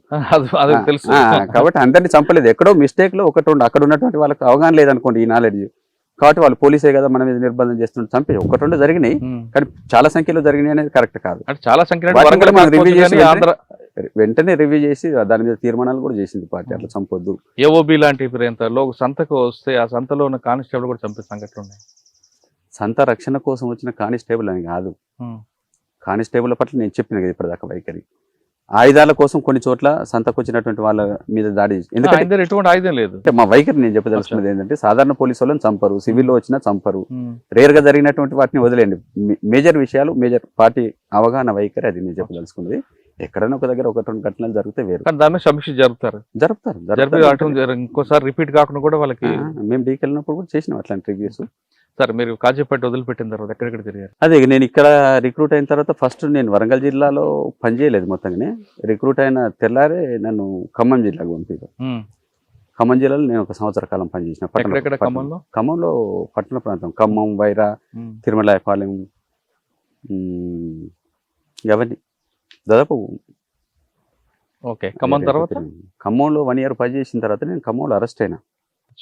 అప్పటికి యాంటీ నక్సలైట్ స్క్వాడ్ అనే పేరుతోటి రామకృష్ణ పరమహంస నాయకత్వంలో ఫస్ట్ టీం ఏర్పడింది. ఆయన అప్పటికి సిఐ ర్యాంక్ లో ఉండే ఆయనే టీము నన్ను అరెస్ట్ చేసింది. ఎవరు? రామకృష్ణ పరమహంస అని, మీకు రిటైర్ అయి ఉండొచ్చు.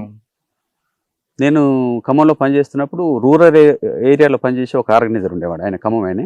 రూరల్లో నిర్బంధం బాగా ఉండి ఆయనకు తిరగలేని పరిస్థితి వచ్చింది. అప్పుడు నిర్బంధం చాలా కదా ఎక్కువ ఉంది కదా 85 తర్వాత.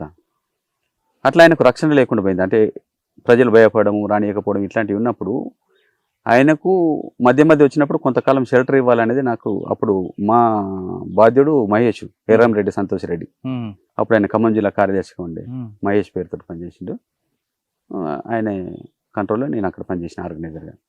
కాబట్టి ఈ రూరల్ ఆర్గనైజర్కు రక్షణ కోసం నా రూమ్ను పరిచయం చేసింది ఆయన. అప్పుడప్పుడు ఈయన వచ్చేది ఏరియాలో తిరగలేని పరిస్థితి ఉన్నప్పుడు వచ్చి 2-3 రోజులు 10 రోజులు అట్లా ఉండి పోయేవాడు. అప్పటికి ఖమ్మం ఉద్యమం అంతా కూడా దెబ్బతినిపోయింది. శ్రీశైలాన్ని ప్రజాపంత గ్రూప్ వాళ్ళు చంపేశారు. ఆయన ఒక ఆర్గనైజర్, ఇల్లందు ప్రాంతంలో రూరల్లో పనిచేసేటువంటి ఆయన చంపేసిండ్రు. ఈయన ఒక్కడు మిగిలిండు. కాబట్టి మిగిలిన ఒక్కడిని కూడా కాపాడుకోవాలని నా రూమ్ పరిచయం చేస్తే అప్పుడప్పుడు ఈయన నా దగ్గర ఉండేవాడు, మళ్ళీ పోయి తిరిగి వచ్చేవాడు. అట్లనే రూరల్లో ఎవరో ఒక ఇన్ఫర్మేషన్ ఇచ్చిన దాన్ని బట్టి ఈయన పట్టుకున్నారు వీళ్ళు, పరమహంస బ్యాచ్. పట్టుకొని చిత్రహింసలు పెట్టగానే ఆయన వెంటనే బలహీనపడి ఇంకెవరు ఉన్నారు, ఎవరితోటి సంబంధాలు అంటే అప్పుడు నేను రాజు అనే పేరుతో పనిచేస్తున్నాను.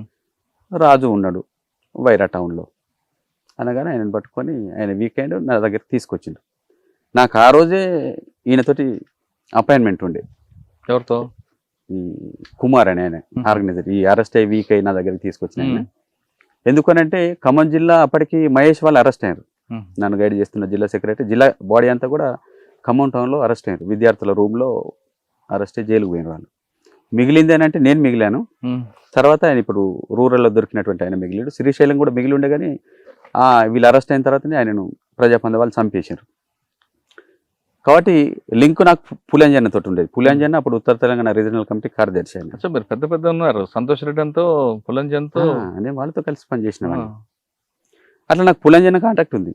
నేను వీళ్ళు అరెస్ట్ అయిన తర్వాత నాకు ఇక లోకల్గా మహేష్ తోటి కాంటాక్ట్ దిగిపోయిన తర్వాత నేను హైదరాబాద్ పోయి పులంజనం కలిసి ఇక ఇక్కడ పరిస్థితులు అన్నీ తెలుసుకొని మరి మిగిలింది ఆయన ఒక్కడే కాబట్టి ఆయనను కూడా మనం కాపాడుకోవాలి, ఆయనను కూడా ఒకసారి నా దగ్గరికి తీసుకురా, మీ ఇద్దరితో కూడా మాట్లాడతానంటే నాకు ఒక అపాయింట్మెంట్ పెట్టిండు ఆయన. అదే నేను ఈయనకు చెప్పిన, అపాయింట్మెంట్ చెప్పలేదు కానీ నువ్వు నా దగ్గరికి వస్తే 2-3 రోజులలో మనం అంజన్ కలుద్దాము, తీసుకురామని చెప్పిండు అనేది నేను ఆయనకు ముందు వచ్చినప్పుడు చెప్పిన. ఈ విషయం ఆయన నోటీస్లో ఉంది కాబట్టి అది కూడా చెప్పిండు ఆయన. రాజు ఉన్నాడు, రాజుని పట్టుకుంటే పులంజన దగ్గరికి మేము పోవాల్సినది అనేది ఆయన ఆల్రెడీ చెప్పేసిండు. అయ్యో, నేనేమనుకున్నా అంటే ఈయన అపాయింట్మెంట్ ఉన్నది ఆ రోజే, ఈయన నా దగ్గరికి వచ్చేది ఆ రోజు రావాలి. అప్పుడప్పుడు ఈయన వచ్చినప్పుడు ఒక్కోసారి ఇక రూరల్లో తిరిగేవాడు కాబట్టి సినిమాకి కూడా పోయేటాడు పగలు వస్తే. నేను వేరే ఏదో నా పనుల కోసం పోయి నేను రూమ్కి వచ్చి చూశాను ఒకసారి 6 గంటల టైంలో. నేను వచ్చి చూస్తే రూమ్లో ఉన్నటువంటి వస్తువులు కొద్దిగా నేను పెట్టినట్టు కాకుండా నేను పెట్టి ఇటు అటు అటు ఇటు చేసినట్టు కొంచెం అనుమానం వచ్చింది నాకు. ఎవరో వచ్చిండ్రు రూమ్లకు నా తర్వాత అనేది. నేను వెంటనే చిన్న చిన్న పరిణామాలను కూడా నేను బాగా అబ్జర్వ్ చేసేవాడిని. టౌన్లో ఉన్నప్పుడు ఇంకా అది బాగా యాక్టివ్గా ఉంటాం అనమాట. టౌన్ మెకానిజంలో అవన్నీ కూడా ఉంటాయి కాబట్టి నాకు అనుమానం వచ్చింది. నేను అనుకుని నేను కుమార్ వచ్చి ఉంటాడు అపాయింట్మెంట్ కాబట్టి ఈరోజు కొద్దిగా ముందుకు వచ్చినేమో బోర్ కొట్టి సినిమాకి పోయి ఉంటాడు కాబట్టి ఫస్ట్ షో ఇడిచిపెట్టంగా ఆయన వస్తాడు 9 గంటల వరకు అనుకొని ఆయన కోసం కూడా వంట చేసి నేను తిన్నా. నేను జస్ట్ పడుకున్నా. వచ్చిండు రాజు అని డోర్ కొట్టిండు.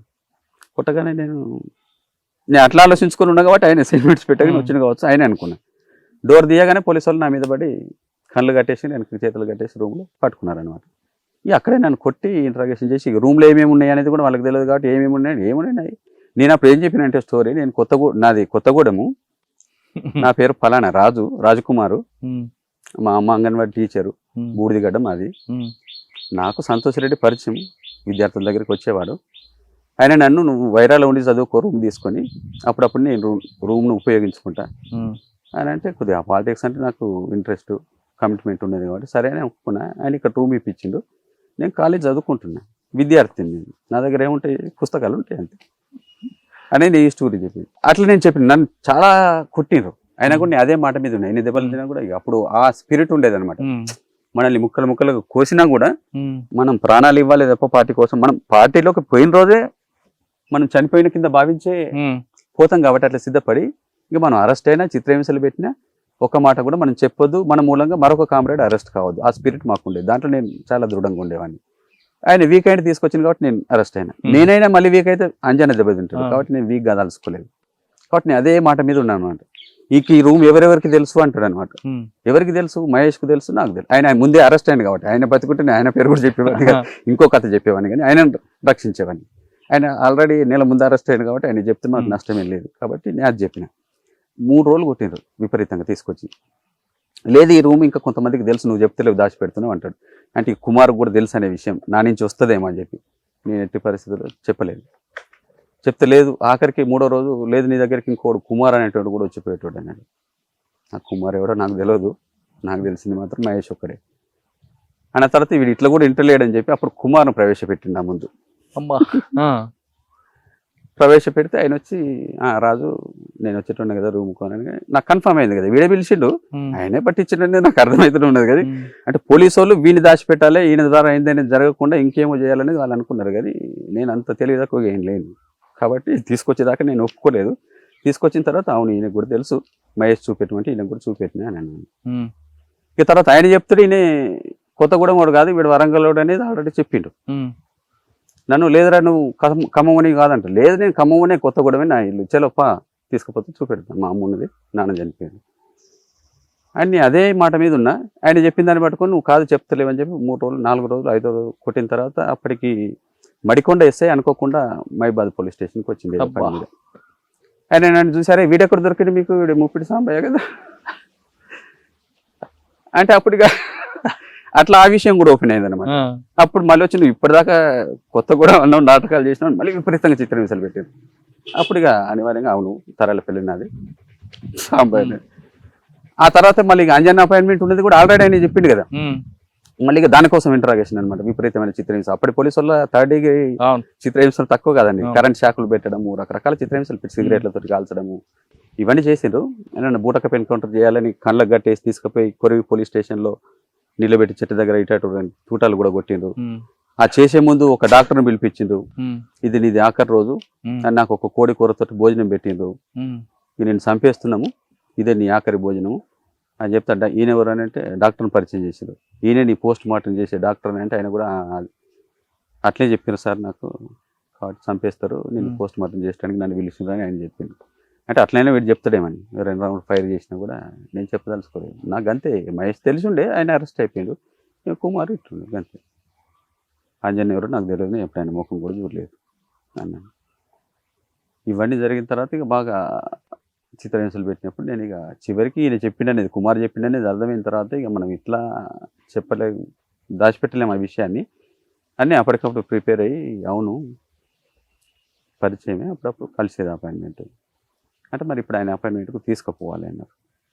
సరే తీసుకుపోతాను.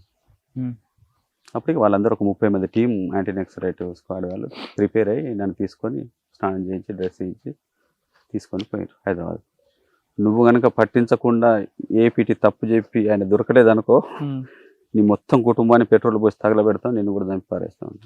ఉమ్, నేను నిజమే చెప్తున్నా, ఒకవేళ దొరకకపోతే మీరు చేస్తామనుకుంటే చేయండి అని నన్ను అట్లా తీసుకుపోయారు హైదరాబాద్. అయితే నేను అపాయింట్మెంట్ ఒరిజినల్ అపాయింట్మెంట్ కాకుండా నేను వేరే అపాయింట్మెంట్ వేరే ప్లేస్ చెప్పి టైమింగ్స్ ప్లేస్ అన్ని చేంజ్ చేసి చెప్తే వీళ్ళందరూ వచ్చి అక్కడ మఫ్టీలో ఉండి ఏపీటీ కోసం వెయిట్ చేసినాం. ఉమ్, ప్లేస్ అది కాదు కాబట్టి ఎవరు రాలేదు దొరకలేదు. ఉమ్, అప్పుడు కూడా అప్పటికి నా మీద నమ్మకం లేదు ఈ విషయాలన్నీ కూడా దాచిపెట్టినాయి కాబట్టి అందుకే పదే చెప్పాను అనమాట. నువ్వు ఈసారి కనుక వాళ్ళు దొరకలేదు అనుకో ఇది అబద్ధం అని తేలింది అనుకో నీకు మిగిలిన ఇచ్చేది లేదు, మీ కుటుంబాన్ని కూడా చంపేస్తామన్నారు. చంపేయండి వేరే దగ్గర తీసుకుపోయినాం కాబట్టి ఎవరు రాలేదు. సినిమా టాకీస్ దగ్గర అక్కడ ఫ్రీగా వదిలిపెట్టాను నన్ను. చుట్టూ వాళ్ళు ఉన్నారు తిరుగుతున్నారు కానీ ఎవరెవరో వచ్చి ఏం సినిమా అండి అని ఉమ్, దగ్గరకు వచ్చి అంటే ఆ సినిమా పేరు చెప్తే వాళ్ళు మళ్ళీ దగ్గరకు వచ్చి వీడేనారా వాడే ఎవడో సార్ ఏం సినిమా అంటే చెప్పిన అనేది. అట్లా జరిగిన తర్వాత అది రియల్ కాదు కాబట్టి వాళ్ళు కూడా ఎవరు దొరకలేదు. రియల్గా నేను బలహీనపడి చెప్తే పులంజన్ కూడా అరెస్ట్ అయ్యేవాడు. అప్పుడు చెప్పొద్దని కాపాడాలని దగ్గర నుంచి నేను దెబ్బలేని తిన్నాం కానీ చెప్పలేదు. అట్లా అపాయింట్మెంట్లో కూడా దొరకలేదు కాబట్టి మళ్ళీ తీసుకొచ్చి మళ్ళీ కొన్ని రోజులు నన్ను ఒక 15 రోజుల దాకా స్టేషన్లో చిత్రహింసలు చాలా పెట్టారు. నువ్వు చెప్పలేదు అనే దగ్గర నుంచి ఇక లాస్ట్కు అరవిందరావు ఎస్పీ ఉండే అప్పుడు ఆయన కూడా వచ్చి చూసిండు. ఏజ్ కూడా చిన్నది అప్పటికి, నేను 16 years కాబట్టి వదిలేద్దాం కేసు పెట్టి జైలు పంపండి చూద్దాం మారుతుందేమో ఒక ఛాన్స్ ఇద్దామని అన్నాడు ఆయన. కాబట్టి అప్పుడు నన్ను మళ్ళీ కొద్ది రోజులు ఈ గాయాలని మణిపేదాకా ఉంచి తీసుకుపోయి అప్పుడే అరెస్ట్ చేసినట్టుగా కథ పోలీస్ స్టేషన్ చెప్పలేదు. ఇన్ని రోజులు అప్పుడు 1 సంవత్సరం జైల్లో ఉన్నాను వరంగల్ జైల్లో. ఇన్ని చిత్రం పెట్టినప్పుడు ఎప్పుడైనా అనిపించలేదు ఎందుకురా మనకి ఇదంతా అని? అంటే మీ బలం అలాంటిదా? ఛాన్సే లేదు. చనిపోవడానికి సిద్ధపడే నేను పోయినా కదా.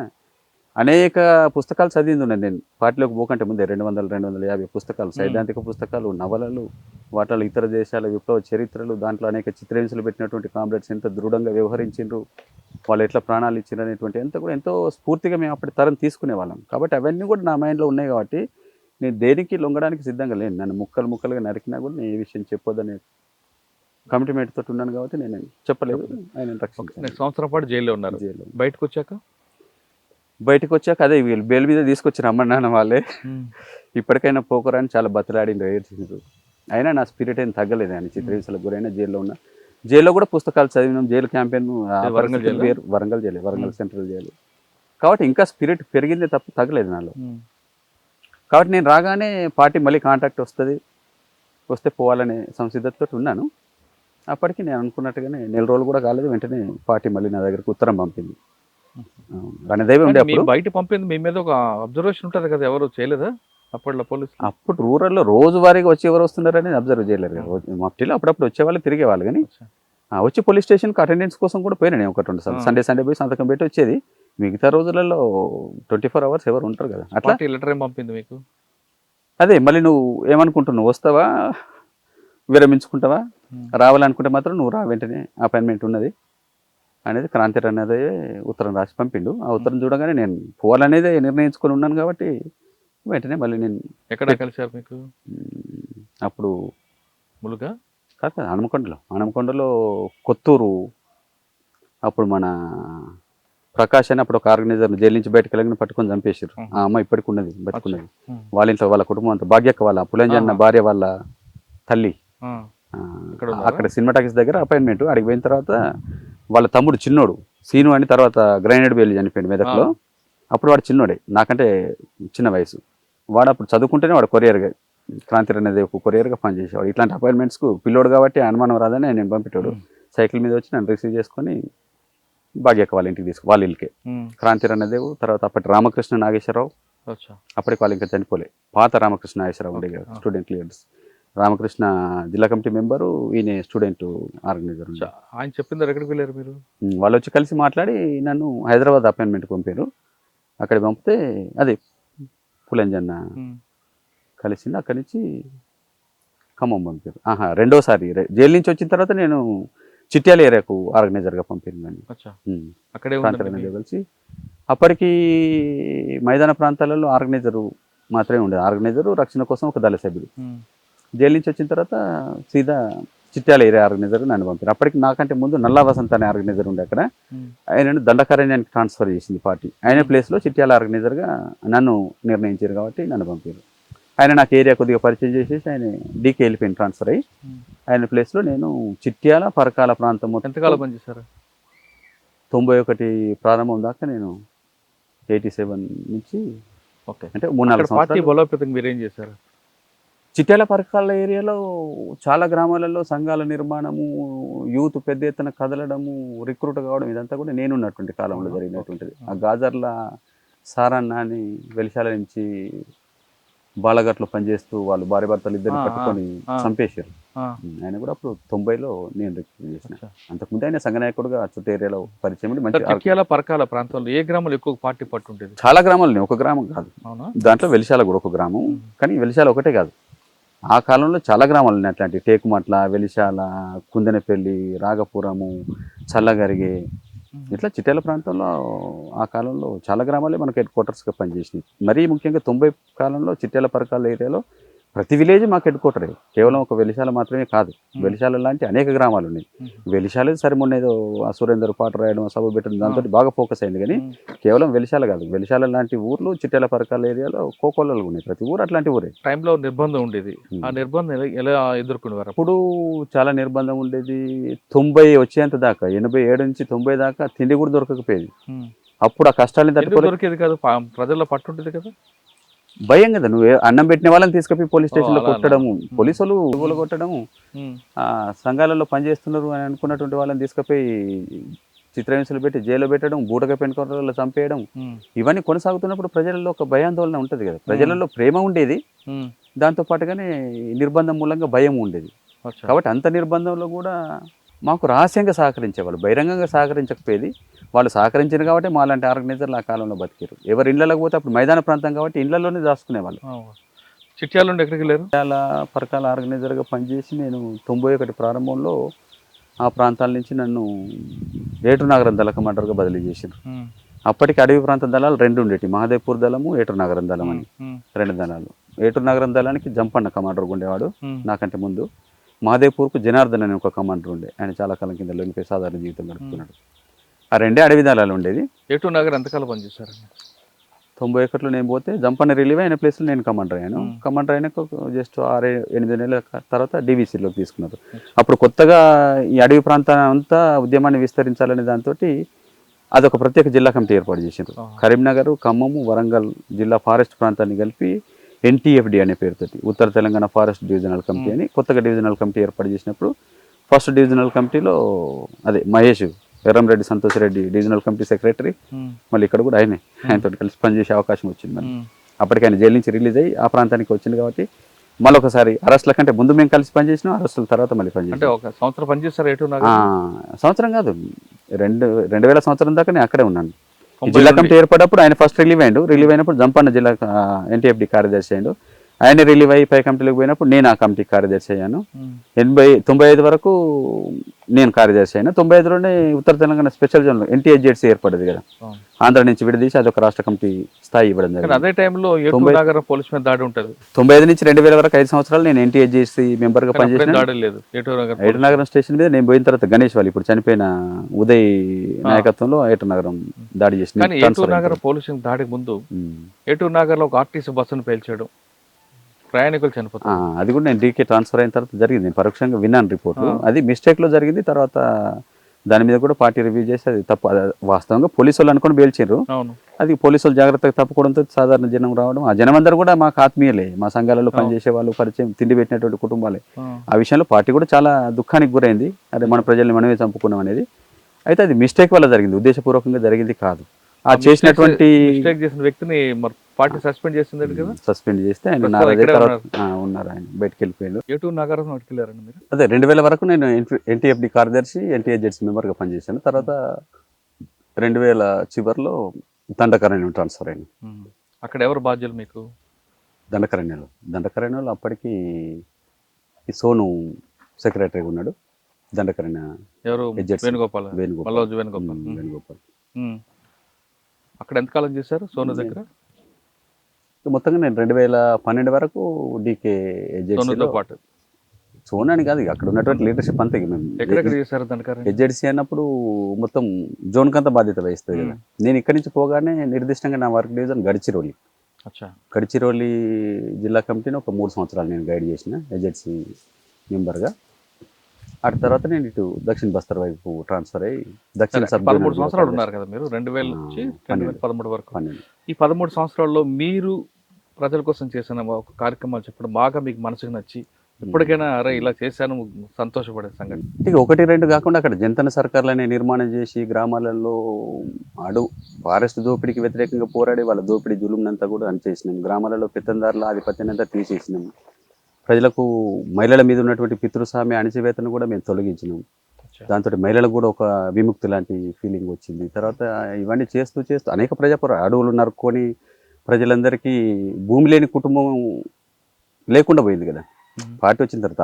అప్పటి వరకు ఫారెస్ట్ వాళ్ళ ఆధిపత్యంతో చిన్నగా అడవి నుంచి కట్టెల కోసం పొయ్యిల కట్టెలు తెచ్చుకున్నా కూడా పన్నులు కట్టించి ఇంట్లోకి వచ్చి బెదిరించి కొట్టుడు ఇవన్నీ చేసేవాళ్ళు కదా. అట్లాంటి దగ్గర నుంచి మొదలై అలాంటి దోపిడీ అంతా ఫారెస్ట్ వాళ్ళ దులుము తగ్గిపోయింది. ఊర్లలో ఉన్నటువంటి పెద్ద మనుషులు పెత్తందారుల దోపిడీ తగ్గిపోయింది. మహిళల మీద ఉన్నటువంటి అణిచివేత, పితృస్వామ్య అణిచివేత అది చాలా వరకు తగ్గిపోయింది. కాబట్టి ఇట్లా మహిళలు, రైతులు, కూలీలు, తర్వాత ఈ కూలీ రేట్ల పెంచడం, వెదురు కూలీ రేట్లు, తునికాకు రేట్లు, తర్వాత భూములు, అడవి భూములన్నీ కూడా నరుక్కొని భూమి లేని కుటుంబమే లేనటువంటి పరిస్థితి వచ్చింది. ప్రతి ఒక్కరికి 2 ఎకరాలు, 3 ఎకరాలు, 5 ఎకరాల వరకు కొట్టుకున్నారు. కాబట్టి ఇట్లా భూములు సంపాదించుకోవడము, కూలీ రేట్లు పెరగడం, ఈ వీళ్ళ మీద కొనసాగుతున్నటువంటి అణిచివేత తొలగిపోవడం అనేది ఇవన్నీ చాలా ముఖ్యమైనటువంటి పరిణామాలు వాళ్ళ జీవితంలో. కాబట్టి ఎందుకు దండకారణ్యం ఇన్నేళ్ళు నిలబడి అన్ని నిర్బంధాలను తట్టుకొని గ్రామాలు తగలబెట్టినా, మహిళల్ని అత్యాచారం చేసినా, వాళ్ళ పిల్లల్ని పెద్ద సంఖ్యలో ఎందుకు పంపారు జనాలే మీటింగులు పెట్టి నిర్ణయించి పోండ్రా బాబు మీరు మళ్ళీ తిరిగి రావద్దు, మీరు కొట్లాడాలని చెప్పి పంపినటువంటి గ్రామాలు అనేకం. ఒక్కొక్క గ్రామం నుంచి 40 నుంచి 60 మంది కూడా రిక్రూట్ అయినటువంటి గ్రామాలు ఉన్నాయి. కాబట్టి ఎందుకు వాళ్ళంతా పార్టీని ఓన్ చేసుకొని అంత పెద్ద సంఖ్యలో రిక్రూట్ చేసిండ్రు అని అంటే ప్రజలకు పార్టీ అట్లాంటి చైతన్యాన్ని కలిగించింది.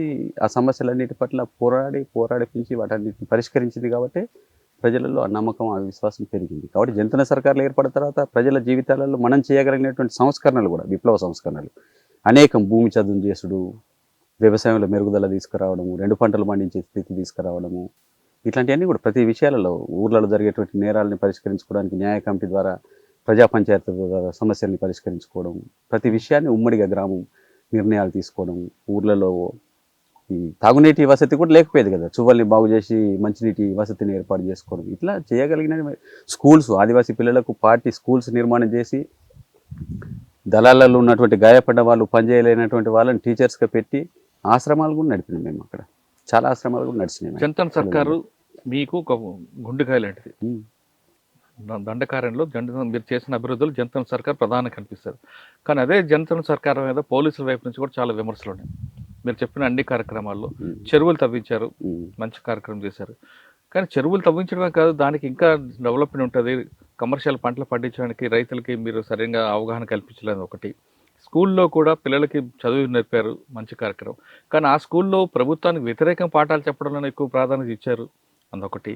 మీరు చెప్తున్నట్లుగా గ్రామాల్లో ఉండి అందరూ పార్టీ వైపు వచ్చారు అంటున్నారు, కానీ బలవంతంగా బాలను తీసుకొచ్చి బాల కార్మిక సంఘాలను పెట్టి వాళ్ళని నేర్పించారని ఒకటి. ఇంత అభివృద్ధి చేస్తున్న ఊర్లోకి రోడ్లు లేకుండా అడ్డుకున్నారని ఇటువంటివన్నీ కూడా పోలీసులు చెప్తుంటారు. వీళ్ళు ఈ మొత్తం జంతన్ సర్కారు అని దండకారిణిని ఒక పార్టీగా చేసుకొని వాళ్ళ రాజ్యాన్ని నడిపారు. 2014 వరకు వాళ్ళ రాజ్యం ఉంది అక్కడ. కానీ వాళ్ళకి ప్రపంచం సంబంధం లేకుండా చేశారన్నది పోలీసులు అంటుంటారు. శుద్ధ అబద్ధం అండి. బయట జరుగుతున్నటువంటి అదొక చాలా తప్పుడు ప్రచారం. ఈ 14 సంవత్సరాల ప్రపంచం చాలా అభివృద్ధి చెందింది కదా, అవన్నీ కూడా వాళ్ళకి చూపించాలి కదా. వాళ్ళకి కేవలం దండకార్యం మాత్రమే అనుకుంటున్నారు, కానీ ఈ ప్రపంచం చూడాలి, బయటకు వచ్చాక నాగ్పూర్ కానీ గచ్చిరోలు కానీ ఇవన్నీ చూసి ఉంటే బాగుంటుంది కదా. లేదు, అది బయట వాళ్ళు అనుకున్నటువంటి భ్రమ.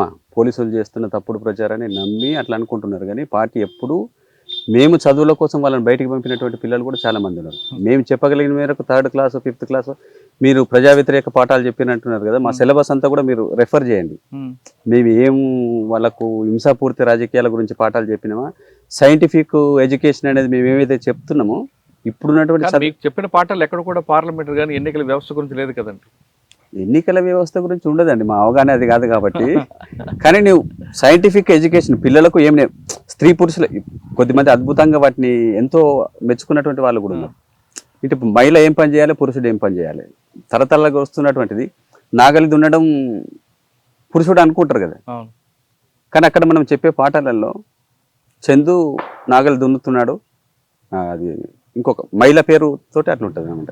అంటే ఈ చేసే దాంట్లో చిన్నప్పటి నుంచి వాళ్ళ వరకు మగ తేడా లేదు, ఎవరైనా కష్ట పని చేసి చెప్పారు. కానీ నాగలి దున్నడం ఎప్పుడు పురాతన కాలం కదా, ఆ ట్రాక్టర్లు వచ్చాయి, చాలా లేటెస్ట్ టెక్నాలజీ వచ్చింది కదా, అవి ఎందుకు పరిచయం చేయలేదు? ఆ స్థితికి వచ్చటానికే ఈ టైం పట్టింది. అవన్నీ ఇంకా చేసేవాళ్ళం, మేము చేయొద్దనేటువంటి మేము ఎక్కడ అబ్జెక్షన్ చేయలేదు. మేము ట్రాక్టర్లు ఉపయోగించడం కూడా మొదలు పెట్టినాం ఆ టైంకు. కానీ అప్పటికి మా ట్రాక్టర్లు తిరగలేని పరిస్థితి వచ్చేసింది కదా ఈ నిర్బంధం మూలంగా. గ్రామాలలో కూడా మనం ట్రాక్టర్లను అనుమతి ఇచ్చినాం, అట్లాంటి వాటిని కూడా ఉపయోగించుకోవాలనే అవగాహనతో దాంతో కూడా కానీ దగ్గరలో ఉన్న పట్టణాలకి రహదారి సౌకర్యం లేకుండా చేశారు. కరెంట్ లేదు, రహదారి సౌకర్యం లేదు. చిన్న చిన్న రోడ్లు మేము కూడా వేసినాం. డాంబర్ రోడ్లు వేసే శక్తి మాకు లేదు. అయితే రోడ్లు చిన్న చిన్న అవసరాల మేరకు ఉన్నటువంటి రోడ్లను మనం ఎప్పుడు వ్యతిరేకించలేదు. కానీ మీకు జంతన్ సర్కార్కి దండకారంలో మంచి పట్టు ఉంది, అందులో ఎవ్వరు కాదంటారు. ఆ పట్టుని మీరు ఆసరాగా తీసుకొని ప్రభుత్వాన్ని మీ దగ్గర పిలిపించి ఇటువంటి కార్యక్రమాలు చేపట్టుంటే ఇంకా పట్టు ఉండేది కదా మీకు. అట్లా వింటదని అనుకుంటున్నారా మీరు కూడా? నిజంగా ప్రభుత్వం వీళ్ళ ముందు వాళ్ళని పెడతారు, వాళ్ళని పెట్టి వాళ్ళ ద్వారా చేసుకొని ఉంటే ఇంకా మీకు పట్టుండేది కదా. మేము అట్లా కూడా అనుకొని అట్లా ఆహ్వానించినాం, కానీ అట్లా వాళ్ళు సిద్ధంగా లేరు. అట్లా చేస్తే క్రెడిట్ మాకు వస్తుంది అనే దగ్గర నుంచి చేయడానికి వాళ్ళే నిరాకరించారు. మేము అట్లా కూడా చేయడానికి సిద్ధంగా ఉండి అట్లా కూడా ఆహ్వానించాం. అంటే సమీప గ్రామాల్లో మీరు అనుకున్న ఆదివాసులను లేదా ఇంకో వ్యక్తిని నిలబెట్టి ప్రజాస్వామ్యబద్ధంగా ఎన్నికల్లో పోటీ చేయించి వాళ్ళ ద్వారా వాళ్ళ గొంతును వినిపించుంటే ఖచ్చితంగా ప్రభుత్వం మీ దగ్గరకు వచ్చి ఉండేదని కొంతమంది అంటుంటారు. కానీ మీరు కేవలం ఈ దండకార్యమే ప్రపంచం అనుకుని నమ్మబట్టే ఈరోజు పార్టీ దూరం అయిపోయింది. అది కాదండి, అది కానీ పార్టీ ఒకప్పుడు మీరు అన్నట్లుగా గ్రామాలు, పట్టణాలు, మైదాన ప్రాంతాల్లో ఉన్న మంచి పట్టున్న పార్టీ క్రమేపీ ఇవన్నీ ఈ 3 వర్గాలు దూరం అయ్యి కేవలం ఆదివాసీలకు మాత్రమే పరిమితం అయిపోయింది. అదొక కారణము. ఇది పార్టీ కూడా రివ్యూ చేసింది. అంటే మైదాన ప్రాంతాలలో, పట్టణాలలో ఉండి అప్పుడు తీవ్రంగా నష్టపోవడం మూలంగా ఇక్కడున్న మిగిలిన శక్తులనైనా మనం కాపాడుకోవాలనే ఉద్దేశంతో పార్టీ వీళ్ళందరినీ రిట్రీట్ చేసి అడవి ప్రాంతానికి తీసుకొచ్చింది.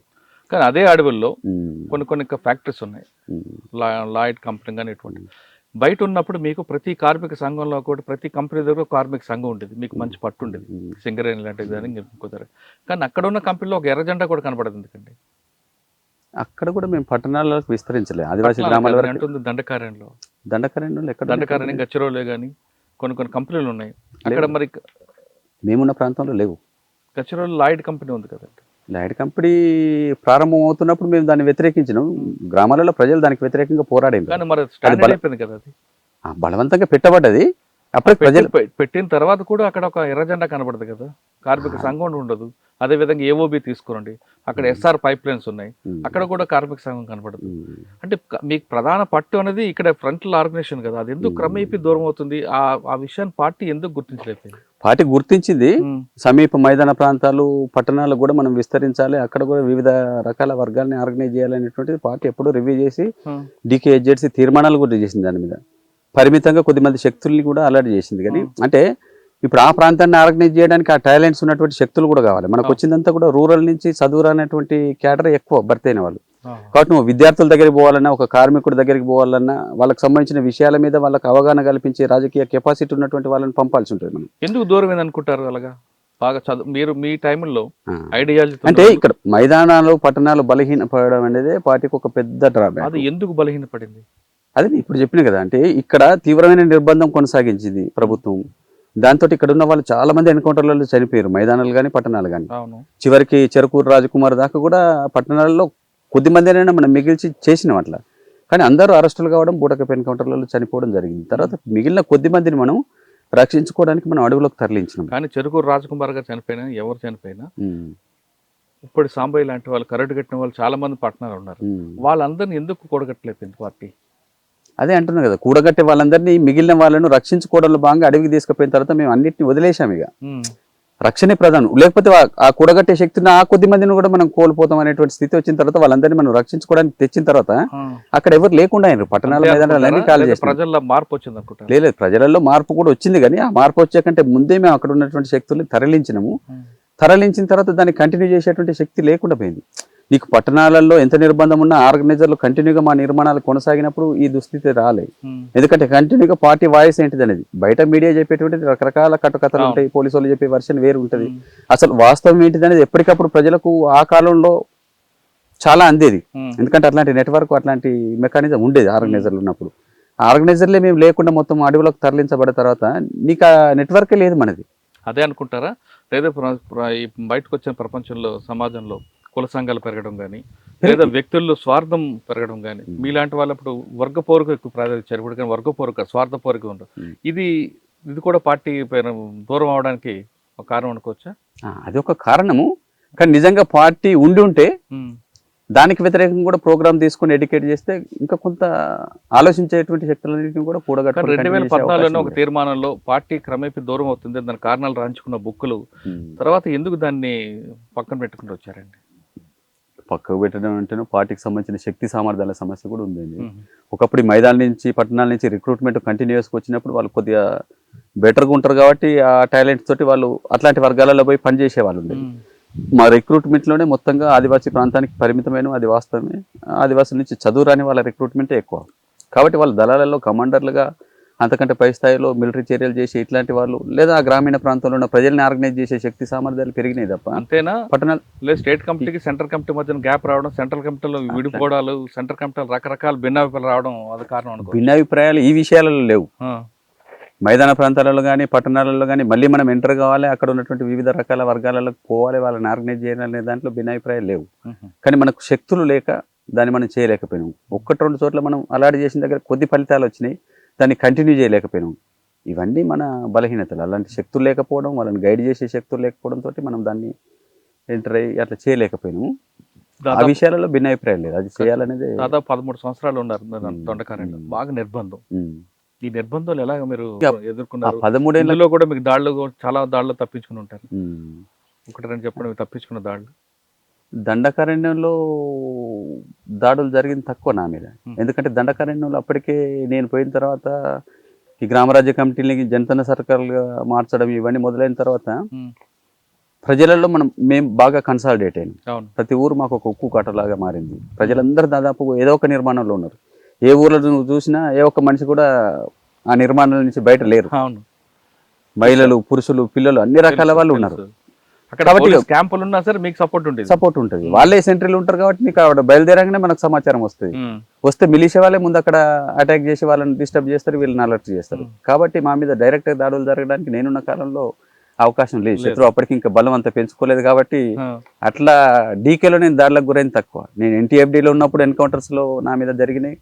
వాటిలో ప్రతిఘటిస్తూ ఫైరింగ్ చేస్తూ తప్పుకున్న ఘటనలు ఉన్నాయి. తర్వాత ఒడిశాకు పోయిన తర్వాత అక్కడ మేము వీక్ కాబట్టి అక్కడ పోయిన తర్వాత చాలా ఘటనలు జరిగినాయి. ఎక్కడ ఒడిశాలో? ఒడిశాలో ప్రజా పునాది అంత పెరగలేదు కదా డీకే లాగా. శత్రు సమాచారం పోవడం ఎక్కువ. ఒడిశాలో ఏఓబి ప్రాంతంలో బాగా పెరిగింది కదా, మల్కన్గిరి ఏఓబి ఆ ప్రాంతం. అక్కడ కొంత పెరిగింది, తర్వాత వీక్ అయింది అనుకోండి. అచ్చా. మేము పోయినటువంటి ప్రాంతంలో అక్కడ కూడా ఒక 2 years వరకు బాగా ప్రజలలో ప్రభావం పడింది. కానీ మీకు పనిచేసిన ప్రాంతంలో కూడా కొంచెం ప్రజల సపోర్ట్ ఉండాలి. నౌపాడ కానీ గరియాబాద్ ఇటు ప్రాంతాల్లో ఉన్నారు. 2-3 సంవత్సరాల వరకు చాలా సపోర్ట్ ఉంది. ఉమ్. అక్కడ కూడా ఇదే నిర్బంధం మొదలై క్యాంపులు వేయడం, తర్వాత ఈ సహకరించిన వాళ్ళని అరెస్ట్ చేయడం, జైలు పెట్టడం ప్రారంభమైన తర్వాత మళ్ళీ ప్రజల్లో కొంత భయాందోళనలు నెలకొని ఆ ఒరిస్సాలో మీరు తర్వాత తప్పించుకున్న ఘటన చెప్పండి, మీ మీద దాడి నుంచి. ఎన్కౌంటర్లు చాలా జరిగినాయి, ఒకటి కాదు. ఇప్పుడు నేను చివరికైతే 23లో కులాడి ఘటన అని నేను రాసి పంపినటువంటిది ఒకటి ఉండదు. ఏదండి? చలపతి చనిపోయిన ఘటన. ఆ, అదొక పెద్ద ఇన్సిడెంట్ కదా. చెప్పండి చలపతి గారు ఎలా చనిపోయారు? 16 మంది అమరులైనటువంటిది. మేము డివిజన్ ప్లీనం జరపాలనేటువంటి ఈ డివిజన్ ప్లీనం జరపడానికి కూడా వాస్తవంగా నేను వ్యతిరేకించాను, నా భిన్నాభిప్రాయం అది. ఖగార్ ఆపరేషన్ స్టార్ట్ అయిన తర్వాత ఇలాంటి మనం ఈ పెద్ద మొత్తంలో మొబిలైజేషన్ అనేటువంటి ప్రోగ్రామ్సే పెట్టుకోవద్దు. చిన్న చిన్న టీములుగా విడిపోయి ఈ 2 ఏళ్ళు ఖగార్ ఆపరేషన్ పూర్తి అయ్యేంత వరకు కూడా కేవలం మనం ఉత్తర ప్రత్యుత్తరాల సంబంధాలలో ఉంటూ ఖగారు పూర్తయినక్కడే మళ్ళీ కలవాలనేటువంటిది నా అవగాహన. కానీ మీ అవగాహన మంచిదే, కానీ చలపతి అతని భార్య ఇద్దరు కలిపి ఫోటోలు దిగడం, ల్యాప్టాప్లు ఉండడం, అదే ఒక మైనస్ అయింది అనేది. అది ఫోటో పోతే దాంతో వచ్చేది ల్యాప్టాప్ వాడడం, ఆ సిగ్నల్ ద్వారా ఆయనకి ఎక్కువ ట్రాక్ చేసేది. లేదు, ఆయన చనిపోయిన ఘటన వేరు. నేను దాని గురించి చాలా డీటెయిల్గా రిపోర్ట్ రాసి పంపాను బయటకు వచ్చేకంటే ముందే. ఆ ఘటనలో ఆ ఫోటో కానీ ఆ కనెక్షన్స్ కానీ అవన్నీ బయటికి చెప్పే కారణాలు వేరండి. వాస్తవంగా జరిగినటువంటిది ఎవరు నీకు బయటికి చెప్పారు, ఎట్లా జరిగింది. మీ సోర్స్ని దాచుకోవడం అనేది అది కామన్ కదా. పార్టీలో ఉండే ఇంటెలిజెన్స్ కానీ ఎవరైనా కూడా వాళ్ళ తిరుపతి ఘటన అది నేను చెప్తున్నా. డివిజన్ ప్లీనం జరపాలనే సన్నాహాలలో భాగంగా మేమంతా జమ అయి ఉన్నాం అక్కడ. చలపతి, నేను, ఆ కులాడిఘాటి అనే ప్రాంతం. కులాడిఘాటి ఒక గ్రామ పంచాయతీ నవపాడ జిల్లాలో వస్తుంది. ఛత్తీస్గఢ్ ఈ ఒడిశా బార్డర్లో, గరియాబంద్ నవపాడ జిల్లాలో బార్డర్ ప్రాంతం అది. ఆ కులాడిఘాటి అనేటువంటిది అక్కడ హిల్స్ ఉంటాయి అన్నమాట కంటిన్యూస్గా. అక్కడ అప్పటికే శత్రువు కేంద్రీకరణ క్యాంపులు వేసారు, స్పెషల్ బ్యాచెస్ తయారు చేసిన తర్వాత నిరంతరం కూంబింగ్ జరుగుతున్నాయి. ఆ ప్రాంతంలో ఆ టైంలో అట్లాంటి ప్రోగ్రామ్ పెట్టుకోవడమే అసలు తప్పు. అయినప్పటికీ ఆల్రెడీ కమిటీ ఒక నిర్ణయం చేసుకున్నాం కాబట్టి దాన్ని కంటిన్యూ చేయడంలో భాగంగా మేము అక్కడక్కడే టచ్ ఆడుతూ ఈ సన్నాహాలన్నీ చేసుకున్నాం. ప్రిపరేషన్ అంతా, ఈ ప్రిపరేషన్ చేస్తున్నదంతా వాచ్ చేస్తున్నాడు శత్రువు. ఎక్కడి నుంచి సప్లైస్ పోతున్నాయి, బియ్యం ఎక్కడి నుంచి, అప్పటికే దుకాణదారులందరినీ వాళ్ళు బెండ్ చేసుకొని ఎక్కడి నుంచి మేము ఒక 5 కిలోల సామాన్ తీసుకుపోయినా శత్రువుకు సమాచారం పోయేలాంటి నెట్వర్క్ అప్పటికే పెరిగింది, పోతున్నది. వాళ్ళు వెంట వస్తున్నారు బలగాలు. అయినప్పటికీ మేము ప్లేసులు చేంజ్ చేస్తూ అట్లా ఇట్లా చేస్తూ చేసినాం. ఇక అప్పటికి లాస్ట్ ఇది నడవదు, దీన్ని మనం క్యాన్సిల్ చేసుకోవాలనే నిర్ణయం, బ్యూరో మీటింగ్ జరిగి ఆ నిర్ణయం తీసుకొని విడిపోదాం అనేటువంటిది ఆల్రెడీ నిర్ణయం అయిపోయింది. రేపు విడిపోవాల్సింది. ఇక ఆయన చలపతి రిక్వెస్ట్ చేసి జస్ట్ రేపు విడిపోదాం, ఈ రోజు వద్దు అని అన్న తర్వాత మేము ఆగిపోయినాం. ఒక్కరోజు ఎక్స్టెండ్ చేసుకొని ఆ ఒక్క రోజులోనే ఘటన జరిగింది. అప్పటికే ఆ ప్రాంతంలో మేము పరిసరాలలో ఉన్నామనేటువంటి సమాచారం పోయింది. మేము ఆ జరిగిన ప్లేస్ దగ్గర కూడా ముందే వాళ్ళు రెక్కి చేసుకుని ఇక్కడ అప్పుడప్పుడు డేరాలు వేస్తారని చెప్పి ఇన్ఫార్మర్స్ని పెట్టారు. వెదురులు నరికే వాళ్ళ పేరుతో వచ్చి వాచింగ్ పెట్టారు అనమాట. వీటికి వచ్చినప్పుడు చెప్పాలి. జరిగిందండి ఘటన తెల్లవారుజామున 5 గంటలకే బ్యాచెస్ మొత్తం అనేక వలయాలుగా చుట్టుముట్టారు. మేము సాయంత్రం వస్తున్నప్పుడే 6 గంటల టైంలో వెదురులు నరికే వాళ్ళు కలిసిండ్రు అనమాట. అప్పటికి మాకు చర్చ జరిగింది, అసలు వీళ్ళు ఎవరు ఉండొచ్చా, మనం ఇక్కడి నుంచి పోవాలన్నా అని. అంటే వీళ్ళు లోకల్ వాళ్ళు ఏమన్నారంటే, లేదు మనకు కలిసే వాళ్ళే, నమ్మొచ్చు, మనం పొద్దున్న లేచి పోయేదే కాబట్టి ఉండొచ్చు అని. అంటే మేము ఆ నమ్మకంతో ఆగినాం. వాళ్ళు పోయిన ఇన్ఫర్మేషన్ ఇచ్చింది సాయంత్రం 6 గంటలకు. కాబట్టి వాళ్ళు 2 రాష్ట్రాల పోలీసు వాళ్ళంతా ఆర్గనైజ్ అయ్యి అనేక వలయాలుగా, ఆ టెరైన్ కూడా అంత మంచిది కాదు. 2 వైపులా పెద్ద 2 లోయలు ఉంటాయి అన్నమాట. వాటిని ఎక్కడ పడితే అక్కడ క్రాస్ చేయరాదు. ఎక్కడెక్కడైతే క్రాస్ చేయగలుగుతాం అక్కడల్లో ఒక ప్లాటూన్ ఫోర్సెస్ని ఎంగేజ్ చేసి మొత్తం సీల్ చేసేసింది అనమాట. ఒకవైపు మొత్తం పెద్ద రాజు కోటల్ లాంటి అది గుట్ట ఉంటుంది అనమాట, కట్ అయినట్టు, దాన్ని ఎక్కలేము అట్లా. మిగతా ఇవంతా 2 నాలాలు ఉంటాయి, వీటిని కూడా మనం ఎక్కడంటే అక్కడ చేయలేము. ఆ కింది వైపే క్రాస్ చేసేటువంటి 2-3 ప్లేసులు ఉంటాయి. వాళ్ళు ఇదంతా ఒక పథకం ప్రకారం రెక్కి చేసుకొని, మేము ఈ 2 నాలాలకు యువతల వైపు ఉన్నాం, ఇటువైపు నుంచి వచ్చింది అనమాట ఒక బ్యాచ్ వచ్చి వాళ్ళు ఫైరింగ్ చేయకుండా చుట్టుముట్టినట్టుగా శబ్దాలు చేయడంతో మేము అలర్ట్ అయి తెల్లవారుజామున. మీరు ఉన్నారా? నేను కూడా ఉన్నాను ఘటనలో. ఆ నది దాటేసి అటువైపు పోయినాం అన్నట్టు. అటువైపు పోయి అవతల నది కూడా దాటేసి వెళ్ళిపోవాలనేది మా నిర్ణయం. అయితే అప్పటికి వాళ్ళు ప్లాన్గా దిగ్బంధనం చేశారు కాబట్టి దాటే పాయింట్స్ అన్నీ మేము అటు పోగానే ఈ పాయింట్ని కూడా వాళ్ళు ఆక్యుపై చేసి సీల్ చేసేసారు. మేము 2 నాలుగుల మధ్యలో ఇరుక్కుపోయినాం. మొత్తంగా అందులో 3 రోజుల యుద్ధము, 35 సార్లు మా మీద ఎదురు బదురు కాల్పులు, అనేక సెల్లింగ్ చేయడం, ఇదంతా జరిగింది అనమాట. 3 రోజులలో దాదాపు 16 మంది కామ్రేడ్స్ని కోల్పోయినాం ఆ ఘటనలో. నేను ఆ 3 రోజులు కూడా చక్రబంధం మధ్యలోనే ఉండి ఆ రిపోర్టు నేను కూడా చనిపోతా అనేటువంటి ఉద్దేశంతో, బతికే ఛాన్స్ లేదు, హోప్ లేదు అప్పటికి.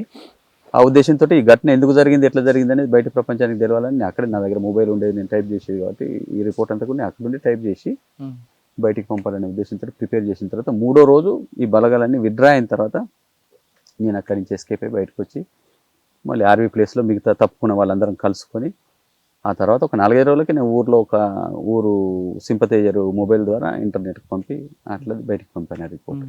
అట్లా ఆ ఘటనలో 16 మంది నా చుట్టూ. 3 రోజుల్లో చలపతి గారు బాడీని తీసుకున్నారా లేదా పోలీసులు తీసుకెళ్ళిపోయారా? పోలీసులు ఈ 16 మంది ఎవరికి తీసుకుపోలేదు, నేను తీసుకుపోయే ఛాన్సే లేదు, అక్కడి నుంచి బతికే ఛాన్స్ లేదు, వాళ్ళ శవాలని తీసుకుపోయే పరిస్థితి లేదు. కానీ మీకు ఎప్పుడు తెలిసింది చలపతి గారు అమరాడని? ఎప్పుడు తెలియడం ఏంటి, మేము 16 మంది మా సహచరులందరూ మా చుట్టూతోనే చనిపోయారు. మేము ఈ వలయాన్ని బ్రేక్ చేసుకుని ఏదో ఒక పద్ధతులలో బయటికి పోవాల్సిందే, వేరే మార్గం లేదు. అప్పటికి 3 రోజులు మేము వరుసగా గోలుగా తిరిగాము, ఎక్కడికి పోయినా కూడా బ్యాచ్ తోటి ఫైరింగ్ జరిగింది. 30 సార్లు ఫైరింగ్ అంటున్నాను కదా, షెల్లింగ్ చేసారు మేము. కాబట్టి ఏమనుకున్నామంటే ఈ రాత్రి చీకటిని ఉపయోగించుకొని ఒక దగ్గర ఏదో ఒక దగ్గర గండి కొట్టుకొని మనం వెళ్ళిపోవాలి. చచ్చిపోయే వాళ్ళు చచ్చిపోతారు, బతికే వాళ్ళు బతుకుతారు. మీతో పాటు ఎంతమంది ఉన్నారు? మేము మొత్తం టీము 46 మంది, 46 మంది టీము. అందులో 16 మంది చనిపోయి 30 మందిని తప్పించుకున్నాం మేము. 3 రోజుల యుద్ధంలో అన్ని బలగాలు చుట్టుముట్టిన 30 మందిని బయటపడడం అనేది మామూలు విషయం కాదు. 16 మంది చనిపోయారు. అయితే బ్రేకింగ్ చేయాలనేటువంటి దాడిలో మేము అందరం పోయినాం కలిసే. మాకంటే ముందు ఒక టీం ఉంది, 5గురు, మేమంతా వాళ్ళ వెనకాల ఉన్నాం. ఎంత చేసినా చీకట్లో కాబట్టి వాళ్ళు మంచి కవర్లలో ఉన్నారు, వాళ్ళకు తూటాల సమస్య లేదు, షెల్స్ సమస్య లేదు. మా దగ్గర అప్పటికే అనేక సార్లు ఫైరింగ్ జరిగి తూటాలన్నీ కూడా అయిపోయినా మేము ధైర్యంతో పోయినాము. దగ్గర దాకా పోయి ఫైరింగ్ చేసినా కూడా వాళ్ళు మాకు ఛాన్స్ ఇవ్వలేదు. ఎవరు చేశారండి అప్పుడు? పోలీసులు ఛత్తీస్గఢ్లో 2 రాష్ట్రాలు వాళ్ళు సమన్వయంతో చేసింది. మీకు ఆ ప్రాంతంలో బాగా ఇబ్బంది పెట్టిన పోలీస్ ఆఫీసర్ ఎవరు? ఇంకా ఒక్కరేంది, ఆ ప్రాంతాలలో పనిచేస్తున్న అందరూ ఒకరి తర్వాత ఒకరు నిర్బంధాన్ని కంటిన్యూ చేశారు. ఎవరో బయటకు వచ్చారు. దీనికి రిటాలియేషన్ చేయాలనుకున్నారా? అప్పటికి రిటాలియేషన్ చేసేటువంటి పరిస్థితులు లేవు. ఆత్మరక్షణ చేసుకోవడం ఎట్లా అనేదే చేసుకోలేని స్థితి వచ్చింది అప్పటికి. కాబట్టి రిటాలియేషన్ సమస్య లేదు. అంతకుముందు కాలంలో జరిగిన వాటికి అట్లా చేసినాము, అవకాశం ఉన్నప్పుడు, మన బలం ఉన్నప్పుడు. కానీ 2 years జరిగినటువంటి కగార్ ఆపరేషన్లో మళ్ళీ మనం ప్రతిఘటన గురించి ఆలోచించే ఛాన్స్ లేదు.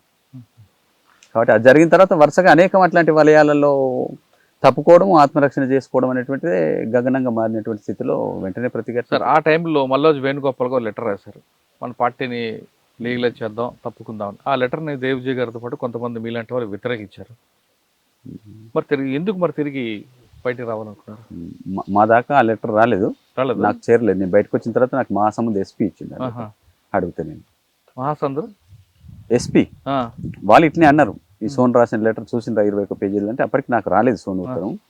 ఎందుకంటే ఈ 2-3 దాడులు చక్రబంధాలు వరుసగా జరిగిన తర్వాత నేను ఒక దగ్గర ఉండొద్దు అనేటువంటి నిర్ణయంతో మేము బలింగేర్ డివిజన్ వైపు వెళ్ళిపోయాను. ఒక బ్యాచ్, మా బ్యాచ్ ఇప్పుడు బయటకు వచ్చినటువంటి 15 మంది ఇంకొక 2 రెండోసారి దాడిలో అమరులైనరు. మేము అపాయింట్మెంట్ కోసం అసలు బాలకృష్ణను రక్షించుకోవాలనే ఉద్దేశంతో అప్పటికి నేను పెట్టిన ప్రపోజల్ ఏంటిదంటే, చాలా కేంద్రీకరణ ఈ నవపాడ గరియాబంద్ ప్రాంతంలో ఉంది. మేమంతా మొబిలైజ్ అయిన విషయం కంటిన్యూగా శత్రువుకు సమాచారం ఉంది. ఆ సమాచారం ఆధారంగా చాలా కేంద్రీకరిస్తున్నాడు. కాబట్టి ఈ కేంద్రీకరిస్తున్న టైంలో మనం ఇక్కడ ఉండడం సురక్షితం కాదు. అప్పటికి పాక హనుమంతు కూడా ఈ ప్రాంతంలోనే ఉన్నాడు. మేమందరం కలిసి మీటింగ్ చేసుకున్నాం. ఇక్కడ మనం ఎక్కువ మంది ఉంటే నష్టపోవడం తప్ప బతికే ఛాన్స్ లేదు. కాబట్టి వీలైనంత తొందరగా ఇక్కడి నుంచి ఇతర ప్రాంతాలకు పోవాలని చెప్పి హనుమంతుని మేము కలాండి వైపు పంపించేసినాం. ఆ కలహండి రూట్ కూడా ఎప్పటి నుంచో శత్రువు కేంద్రీకరించి కట్ ఆఫ్ చేసిండు. చాలా ఇబ్బందిగానే పోవాలి. అయినప్పటికీ మనం ఇక్కడ ఉండడం కంటే అటు పోతే కొద్ది మంది మీద మనం రక్షించబడతాం. కాబట్టి వీలైనంత తొందరగా పోవాలని ఆయనని పంపించిన సురక్షితంగానే ఆయన వెళ్ళిపోయాడు. తర్వాత బాలకృష్ణ కూడా పోవాల్సి ఉండే. ఇంకో ప్రమోద్ అనే కామ్రేడ్ తనతో పాటు చనిపోయింది ఆయన తోటలో, ఆయన కూడా పోవాల్సి ఉండే. ఆయన అనారోగ్యానికి గురై పోలేని స్థితిలో ఇక్కడ ఆగిపోయాడు. కాబట్టి సరే ఆయన ఇక్కడ ఉన్నా కూడా బాలకృష్ణ అటు పోవడం కానీ లేదా బలింగీర వైపు పోవడం కానీ మొత్తానికి వికేంద్రీకరించబడి ఉండాలనేటువంటిది బలంగా నేను చెప్పినటువంటిది. వాళ్ళు కూడా కన్విన్స్ అయిన తర్వాత హనుమంతుని పంపించేసినాము. బాలకృష్ణను చివరి టైంలో కులాడి ఘటన జరిగిన తర్వాత దాంట్లో ఆయన లేడు, కానీ గరియాబంద్ ప్రాంతంలో ఉన్నాడు. ఆ ఘటనలో లేడు. తర్వాత తనను కూడా రక్షించుకోవడానికి నేను ముందుగా పోయి అక్కడ ఏర్పాట్లు చేసి, నేను ప్రత్యక్షంగా బాధ్యత వహిస్తున్న డివిజన్ కాబట్టి అంత కష్టాలు ఉన్నప్పటికీ కొన్ని ప్రిపరేషన్స్ చేసుకొని ఇంకొక లీడర్ కూడా కాడి నుంచి ఉత్తరాల అపాయింట్మెంట్ ద్వారా నేను తనకు రాస్తే ఆయనను కూడా ఇటు రమ్మని తను రావడానికి సంసిద్ధత వ్యక్తం చేసి మళ్ళీ ఒక టీమును పంపమని అంటే అపాయింట్మెంట్ పెట్టుకున్నాం మేము. ఆ అపాయింట్మెంట్కి అప్పటికి ఆయన పనులు పూర్తి చేసుకొని ఈ అపాయింట్మెంట్కు తన టీమును తీసుకొని కనుక వచ్చుంటే వెంటనే బయలుదేరి నా దగ్గరికి వచ్చేవాడు. వస్తే ఇప్పుడు ఈ 15 మంది టీం మేము వచ్చిన దాంట్లో ఆయన ఉండేవారు, బాలకృష్ణ కూడా ఉండేవాడు. కానీ ఆయన ఏంటిదంటే అప్పటికి చాలా నెలల నుంచి అక్కడే ఉంటున్నాడు. ఇంకేవో పనులు పూర్తి కాలేదు, ఇవి పూర్తి చేసుకుని 5 రోజులకు పోదామని నా టీంను కూడా ఆయన క్యాంప్లోకి పిలుచుకున్నాడు. ఆ క్యాంప్ అప్పటికే శత్రువుకు అర్థమై ఒక రౌండ్ తిరిగిపోయిండు, కరెక్ట్ స్పాట్ దొరకలేదు. వీళ్ళు దాన్ని కూడా క్యాలిక్యులేట్ చేసుకోలేదు. ఏ జనరల్ కుంబింగ్లో వచ్చిపోయిందిలే మనం ఉండొచ్చు ఇక్కడే అని అనుకున్నారు. కాబట్టి మా టీంను కూడా ఆడికే పిలుచుకున్నాడు. ఆయన పిలుచుకుని ఆయన చెప్పింది ఏంటంటే పగలు పిలుచుకున్నాడు, మనం 4-5 రోజుల తర్వాత పోదామని అంటే వీళ్ళు కూడా కన్విన్స్ అయ్యారు. ఆయన లీడర్ కాబట్టి చెప్పినప్పుడు విన్నారు. ఆలోగా అదే రోజు రాత్రి బలగాలు చుట్టుముట్టి దాంట్లో మేము పంపిన టీం వాళ్ళు కూడా 6గురిని పంపితే 3 దాంట్లో చనిపోయారు, 3 దాంట్లో నుంచి తప్పించుకొని పారిపోయి మళ్ళీ నాకు రిటర్న్ వచ్చిండు. అట్లా ఆ ఘటన వివరాలన్నీ కూడా నాకు తెలిసినాయి. అట్లా బాలకృష్ణ చనిపోయాడు. అంటే ముందు నుంచి కూడా నంబాల కేశవరావు గారు మీకు ఇప్పుడు తెలిసింది? నంబాల కేశవరావు న్యూస్లో విన్నాం, మేము కొన్ని డౌన్లోడ్స్ చేసుకొని చూసినాము. అక్కడ మీ జరిగిన సంఘటన ఎంత దూరం ఉందండి మీరున్న ప్రాంతం? నేనున్నది ఈ గంధమర్దన్ అనే గుట్ట ఉంటుంది బలంగీర్ బార్డర్లో ఉండేటువంటి దాంట్లో. ఈ 2 చక్రబంధాలు 3 చక్రబంధాలు అయిపోయిన తర్వాత ఇక మనం ఇక్కడ ఉండొద్దు, విడిపోయి వికేంద్రీకరించబడే ఉండాలనేది నేను బలంగా చెప్పి బాలకృష్ణ కూడా అట్ట రావాలనేది నేను ముందుగా పోయి ఏర్పాట్లు చేస్తాను. బాలకృష్ణ కూడా అట్ట రావాలి. ప్రమోద్ కూడా అనారోగ్యంతో ఉన్నాడు కాబట్టి ఎట్లాగే ఇక్కడ ఉంటాడు, ఉండి ఇక్కడి బలగాల్ని ఆయన గైడ్ చేస్తాడనేది నిర్ణయం. కాబట్టి ఇక తను రాకుండా 4-5 రోజులు అనేటప్పటికి ఆ ఘటనలో ఆయన చనిపోయాడు. ఇక మిగిలింది లోకల్ అంజు అని తర్వాత వచ్చి గరేబందులో సరైన డివిజనల్ కమిటీ మెంబర్, ఆమెతో కొన్ని బలగాలు ఉన్నాయి ఇక్కడ. మేము అటు పేపర్లో తెలిసిన తప్ప మీకు తెలియదు. డీకే నుంచి ఒడిశాకు పోవడం మధ్యలో చాలా ప్రయాణం చేయాలి, రోడ్లు దాటాలి, మైదానాలు దాటాలి, అట్లాంటి కటాఫ్ చాలా ఉంటుంది కష్టంగా. అంటే వేణుగోపాల్ రాసిన లెటర్ కూడా మీకు అందలేదండి. వేణుగోపాల్ లెటర్ తెలియదు. ఈ ఘటనలన్నీ కూడా ఏవి ఎట్లా జరుగుతున్నాయి అనేది కేవలం మీడియా ద్వారా వినేటువంటిది తప్ప ప్రత్యక్షంగా ఉత్తర ప్రత్యుత్తరాలు కనెక్షన్స్ ఎప్పుడో కట్ అయిపోయినాయి మాకు 2 years. సరే, మనం కాసేపు ఉద్యమం పక్కన పెడతాం, మీ వ్యక్తిగత విషయాలు. అడవుల్లో ఒక 5 కిలోమీటర్లు నడడానికి కాలు నొప్పి పెడుతుంటాయి. మీరు కిలోమీటర్లు కొన్ని 40 సంవత్సరాల పాటు నడిచి ఏ పాము వస్తుందో ఏ పొయ్యి వస్తుందో తెలుసుకుంటూ కాపాడుకుంటూ పోలీసుల నుంచి రక్షణ చేసుకుంటూ ఎలా ఉన్నారండి ఇంతగా? అదే విప్లవం చేయాలనేటువంటి స్పిరిట్, విప్లవంలో కష్టాలు చాలా సహజం కాబట్టి వాటన్నిటి ఈ స్పిరిట్ ఉన్నటువంటి వాళ్ళు కష్టాలను ఎప్పుడు చిరునవ్వుతోటి భరిస్తారండి. అది ఎంత పెద్ద కష్టమైనా కానీ. నాకు కూడా పాము కరిచింది ఒకసారి. నేను చిట్యాల ప్రాంతంలో ఆర్గనైజర్గా పనిచేస్తున్నప్పుడు రాత్రులు ఒంటరిగా, నాతో దళ సభ్యులు కూడా ఎవరు నిలబడ్డ వాళ్ళు కాదు ఆ టైం లోపల. కాబట్టి నేను ఒంటరిగానే 3 ఏళ్ళ దాకా తిరిగిన. 4వ సంవత్సరం నుంచి 1-2 దళ సభ్యుల తర్వాత ఇక అక్కడ రిక్రూట్ అయిన తర్వాత సంఖ్య పెరిగింది అనుకోండి. ఆ టైంలో రాత్రి ప్రయాణం చేస్తున్నప్పుడు పొలం గట్ల మీద పాము కరిచింది నాకు. కరిస్తే నేనే కట్టుకొని జనరల్గా వైద్యం చేసుకోవడం. రామనాథం మెడికల్ గైడ్ మాకందరికీ ప్రారంభం నుంచి కూడా ఉంటుంది, అది మెడికల్ జ్ఞానం అందరికీ ఉంటుంది దాదాపుగా. కాబట్టి నేనే ప్రాథమిక చికిత్స చేసుకొని రక్తం పిండేసి కట్టుకొని 3 గంటల దూరం, మేము దూరాన్ని మీరు కిలోమీటర్లలో లెక్క పెడితే మేము గంటలలో లెక్క పెడతాం. 3 గంటల దూరం అంటే 3-4 12 కిలోమీటర్లు. కొద్దిగా స్లోగా నడిచే వాళ్ళకైతే 3-5-15 కిలోమీటర్లు. ఎలా తెలుస్తుంది? గైడ్ ఉంటారా మీకు? లేదు, మేము తిరిగే క్రమంలో అన్ని గుర్తుపెట్టుకుంటాం కదా. ఒకసారి తిరిగితే వేరు, కానీ అనేక సార్లు ఆ ప్రాంతంలో ఆర్గనైజర్గా పనిచేస్తున్నప్పుడు ప్రతి దారి అనేక సార్లు తిరుగుతాం కదా, అట్లా గుర్తుపెట్టుకుంటాం. కాబట్టి అట్లా పాము గడిచినటువంటి అనేక రకాల ఇబ్బందులన్నింటినీ కష్టాలు బయట వాళ్ళకి భోజనాలు దొరకని మేము చిట్యాల ప్రాంతంలో పనిచేసినప్పుడు ఈ నిర్బంధం మూలంగా పాసిపోయిన అన్నం కూడా తినేది. ఒకసారి రాత్రిపూట ఒక ఇంటి దగ్గర మూట కట్టి ఇంత పచ్చడేసి ఇస్తే దాన్ని 2 పూటలు తినేవి. 2వ పూట వరకు అది నీళ్లు కాలేదు. అయినా ఒడిశాలో భోజనం కొంచెం వేరేగా ఉంటుంది కదా, అంత స్వీట్ ఉంటుంది, పెసరపప్పు ఎక్కువ వాడతారు. ఎక్కడి ప్రజల దగ్గరికి పోయినప్పుడు అక్కడి ప్రజల అలవాట్లను మన అలవాట్లుగా మార్చుకోవడం అనేది మా ఎడ్యుకేషను. కాబట్టి పార్టీలో అట్లా మనం ఎవరి దగ్గరికి పోతే వాళ్ళతో వాళ్ళ భాష నేర్చుకోవడం, వాళ్ళ సాంప్రదాయాన్ని గౌరవించడం, వాళ్ళు పెట్టిన తిండి తినడం. మన ఇష్టాలకు ప్రాధాన్యత లేదు పార్టీలు ఎప్పుడు కూడా. కాబట్టి వాళ్ళు పొక్కాలని తింటారు. రాత్రిపూట మిగిలినటువంటి అన్నంలో నీళ్లు పోసి పెట్టేసి తెల్లారి ఆ నీళ్ళలో కొంత అన్నం ఉంటుంది, దాన్ని ఒక ఉల్లికాయ ముక్కతోటి కట్ చేసుకుని పెట్టుకొని తింటారు. అది ఎండాకాలం ఎక్కువ తింటారు. మిగతా కాలంలో కూడా కొన్ని ఫ్యామిలీస్ తింటుంటారు. ప్రతి కుటుంబంలో పొక్కలు అనేది గుడాకు కూడా తింటారు. పొద్దున్న లేక నోట్లో గుడాకు పెట్టుకుంటారు. గుడాకు చాలా తింటారు. గుడాకి ఆదివాసులలో కూడా అలవాటు కాబట్టి వీళ్ళు కూడా కొద్దిమంది తంబాకు తినడము. సరే, ఇంకా అలవాట్ల గురించి కాదు, మీ వివాహం, మీ తమ్ముడు, ఇది ఒక చెప్పండి ఒకసారి. ఆయన ఎందుకు వచ్చారు అడవులోకి? ఆయన కూడా భావజాలమేనా? భావజాలమే. నేను పోయిన తర్వాత మా తమ్ముడు ఊర్లో సంఘంలో పనిచేసిండు యాక్టివ్గా కొంతకాలము. వాడు చదువుకుంటూనే పనిచేస్తున్న క్రమంలో ఎట్లాగూ ఇన్ఫార్మర్ల ద్వారా శత్రువు దృష్టిలో పడతాడు కదా, వాడిని కూడా ఒకసారి అరెస్ట్ చేసిండ్రు. అరెస్ట్ చేసి పోలీస్ స్టేషన్లో చిత్రహింసలు పెట్టి మరికొండలో వదిలిపెట్టిండ్రు. వదిలిపెట్టిన తర్వాత తను కూడా నాలాగే ఆలోచించి రహస్యంగా మళ్ళీ కార్యకలాపాలలో పాల్గొనేది. దాంతో పోలీసు వాళ్ళు తనను కూడా వెంటాడి పట్టుకోవాలి, చంపాలనేటువంటిది అనుకుంటున్నటువంటి కండిషన్లో తను కూడా నిర్ణయం తీసుకొని వచ్చిండు. అయితే మా తమ్ముడు పార్టీలోకి వచ్చిన విషయం కూడా నాకు తెలియదు, ఎందుకంటే నేను ఈ వరంగల్ ప్రాంతానికే నేను రిక్రూట్ అయిన తెల్లారి నుంచి దూరంగా ఉన్నాను. ఎన్టీఎఫ్డీలో కొంతకాలం ఉన్నాను, కనీసం అది తెలంగాణ కాబట్టి. అప్పుడిప్పుడు కొద్దిగా ఇతర జిల్లాల వార్తలు తెలుసు. నేను ఛత్తీస్గఢ్ వెళ్ళిపోయిన తర్వాత ఇంకా వేరే రాష్ట్రాలు కదా, భాష వేరు, ప్రాంతం వేరు, తెలుగు వార్తలు తెలుగు. ఈ రిక్రూట్ అయిన విషయం కూడా నాకు తెలియదు. వరంగల్ జిల్లా కమిటీ రిక్రూట్ చేసి తనని చిట్యాల ఏరియాలో పెట్టారు. ఏరియా కమిటీలోకి తీసుకున్న తర్వాత కొంతకాలం సంవత్సరం పనిచేసినాక మళ్ళీ ఆయనకున్నటువంటి టాలెంట్స్ని చూసి పట్టణ రంగంలో ఆర్గనైజర్గా పెడితే మనకు ఫ్రూట్స్ ఉంటాయని చెప్పి అప్పుడు రామకృష్ణ ఉండేవాడు, మొగిలిచెర్ల రామకృష్ణ జిల్లా సెక్రటరీగా. వాళ్ళు ఆలోచించి మళ్ళీ మైదాన ప్రాంతం నుంచి పట్టణానికి పంపారు. కార్మిక రంగంలో ఆర్గనైజర్గా పనిచేస్తూ ఆయన లోపల నుండి గైడ్ చేసేవాడు కదా రామకృష్ణ. కాబట్టి అపాయింట్మెంట్స్ కోసం మధ్య మధ్య రిపోర్ట్స్ తీసుకోవడం, గైడ్ చేయడానికి పిలిచేవాడు. అట్లా ఉల్లిగడ్డ దామెర అనే గ్రామానికి పిలుచుకొని, గుట్టలలో దళం ఉన్నది, ఆర్కే ఉన్నాడు, అక్కడ అపాయింట్మెంట్ పెట్టారు. ఈ అపాయింట్మెంట్ పెట్టి ఆ రోజు మర్చిపోయారు అనమాట. రెండవ రోజు తను గుర్తు చేసుకొని పంపేటప్పటికి ఆ అపాయింట్మెంట్ పెట్టిన ఇంటి వాడే ఇన్ఫార్మరు. వీడు వచ్చిన అపాయింట్మెంట్కు ఇటు నుంచి ఆర్కే నుంచి మనిషి రాలేదు కాబట్టి పడుకున్నాడు అక్కడ, తెల్లవారు వస్తారు కావచ్చు అని. రాత్రి ఎత్తుకొని వెళ్ళిపోయారు. చిత్రహింసలు పెట్టి పూటకప్ ఎన్కౌంటర్లో అదే ఉల్లిగడ్డ దామెర గుట్టలలో చంపేశారు. 1997 నవంబర్ 15వ తారీఖు. ఈ ఎన్కౌంటర్లో తనను చంపేసిన విషయం, నేను అప్పుడు ఎన్టీఎఫ్డీ ఏటనగరం ప్రాంతంలో ఉన్నా. నేను టీచర్లు అందరితోటి బాగుండేది అప్పుడు ఆర్గనైజేషనల్గా. అప్పుడప్పుడు పిలిచి కొద్దిగా మోటివేషన్ మీటింగ్స్ ఇవన్నీ చేసేది.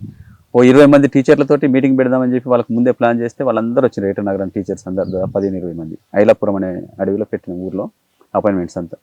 వాళ్ళు ఆ రోజు డైలీ పేపర్స్ పట్టుకొని వచ్చారు. మా సొంత పేర్లతో ఎక్కడ ఉండం కదా మేము, సుదర్శన్ అనేది నా పేరు కాబట్టి వాళ్ళందరూ వచ్చి అన్న ఎవరు ఎన్కౌంటర్ అయ్యింది అని పేపర్ ఇస్తే ఇంకా మీటింగ్ స్టార్ట్ కాలేదు. రాగానే జనరల్గా ఇస్తారు కాబట్టి డైలీ పేపర్ చూడగానే మా తమ్ముడు ఎన్కౌంటర్, వాడి ఫోటో ఉంది, ముప్పి నాగేశ్వరరావు ఎన్కౌంటర్ అనేది. షాక్ అయ్యి నేను నా దుఃఖాన్ని నా లోపలనే పెట్టుకొని, నా తమ్ముడు అనేది కూడా వాళ్ళకి ఏం చెప్పలేదు, పేపర్ పక్కన పెట్టి ఆ రోజు 4-5 గంటలు వాళ్ళతో మీటింగ్ చేసి వాళ్ళని పంపించి అట్లా నాకు అర్థమైంది. డైలీ పేపర్ చూడడం ద్వారా తమ్ముడు ఎన్కౌంటర్లో చనిపోయింది అనేది. మీ వివాహం 92లో చేసుకున్నాను, ఏటనగర్లో ఉన్నప్పుడే. ఓకే సార్, ఇంతకాలం పనిచేస్తారు కదా, ఎప్పుడైనా అనిపించలేదా అమ్మా నాన్న చూద్దాం? అనిపిస్తుంది సార్, ఎవరికి అనిపించదు, అందరికీ అనిపించాలనేది ఉంటే సహజం, మానవ సహజం కదా.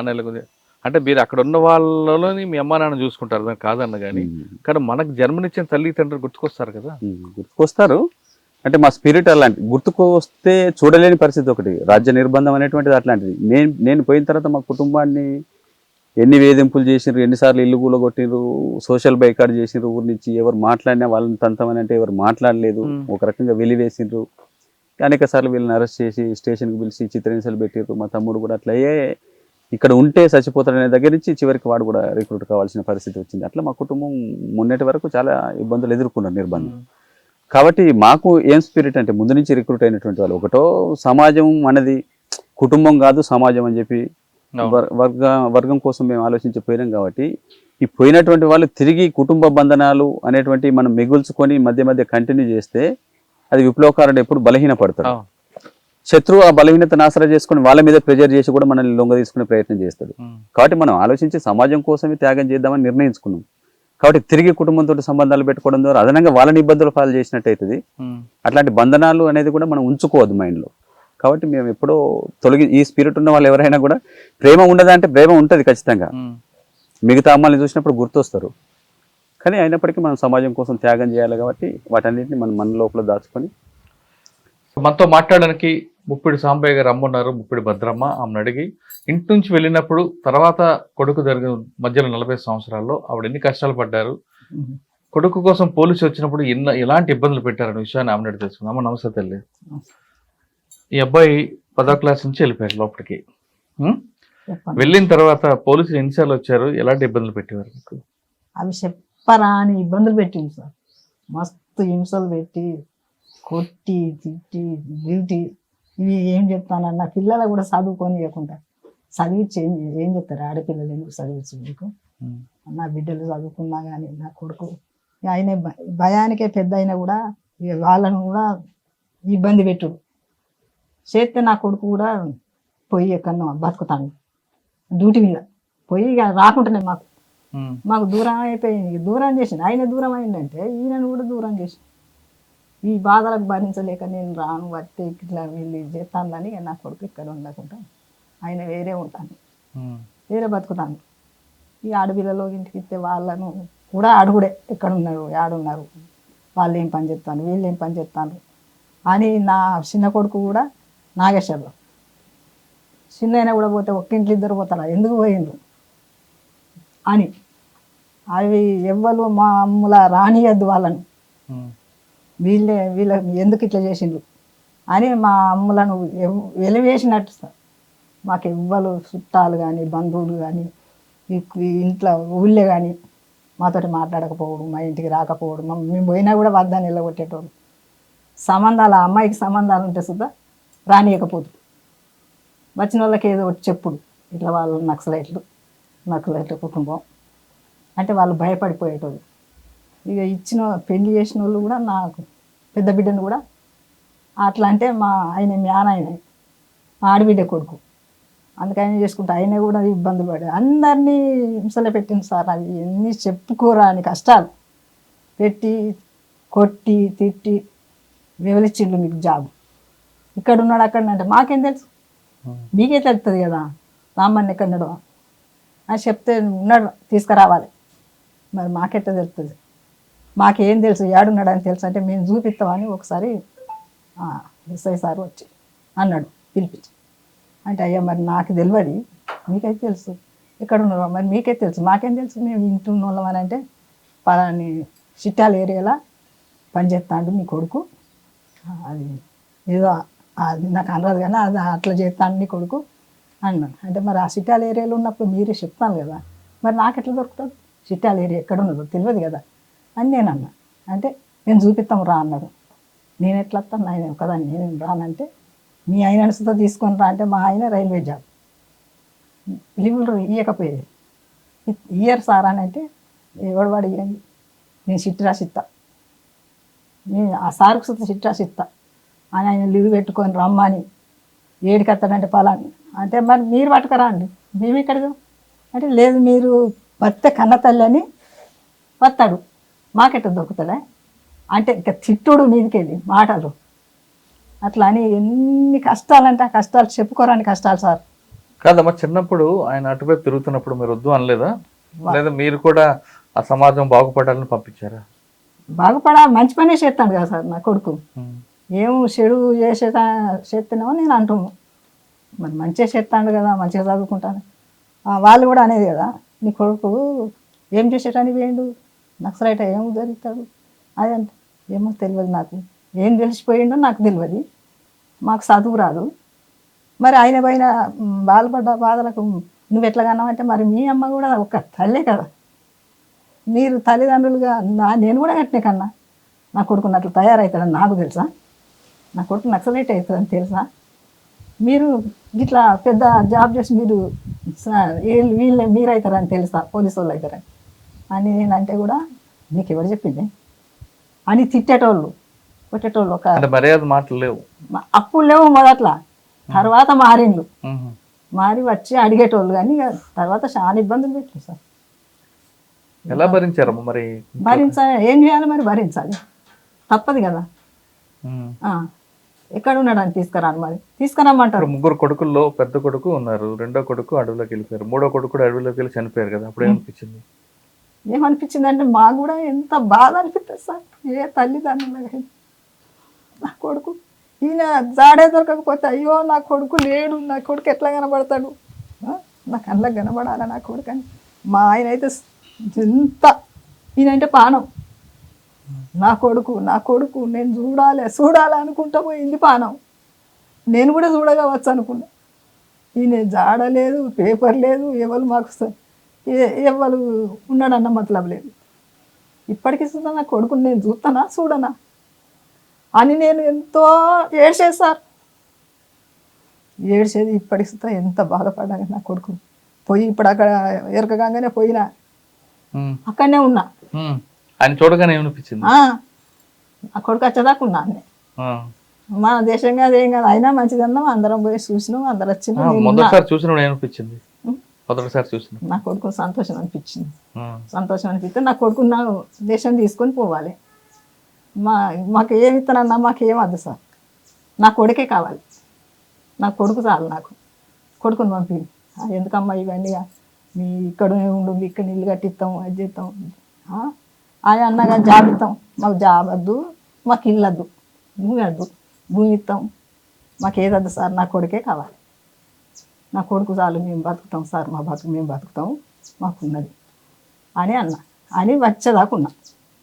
ఎప్పుడు వచ్చినా అదే మాట, ఎప్పుడు పంపిస్తారు మా తెలంగాణకి, ఎప్పుడు పంపిస్తారు తెలంగాణ కానీ ఇవే వాళ్ళ వచ్చేదాకా తీసుకొని వచ్చిన సార్.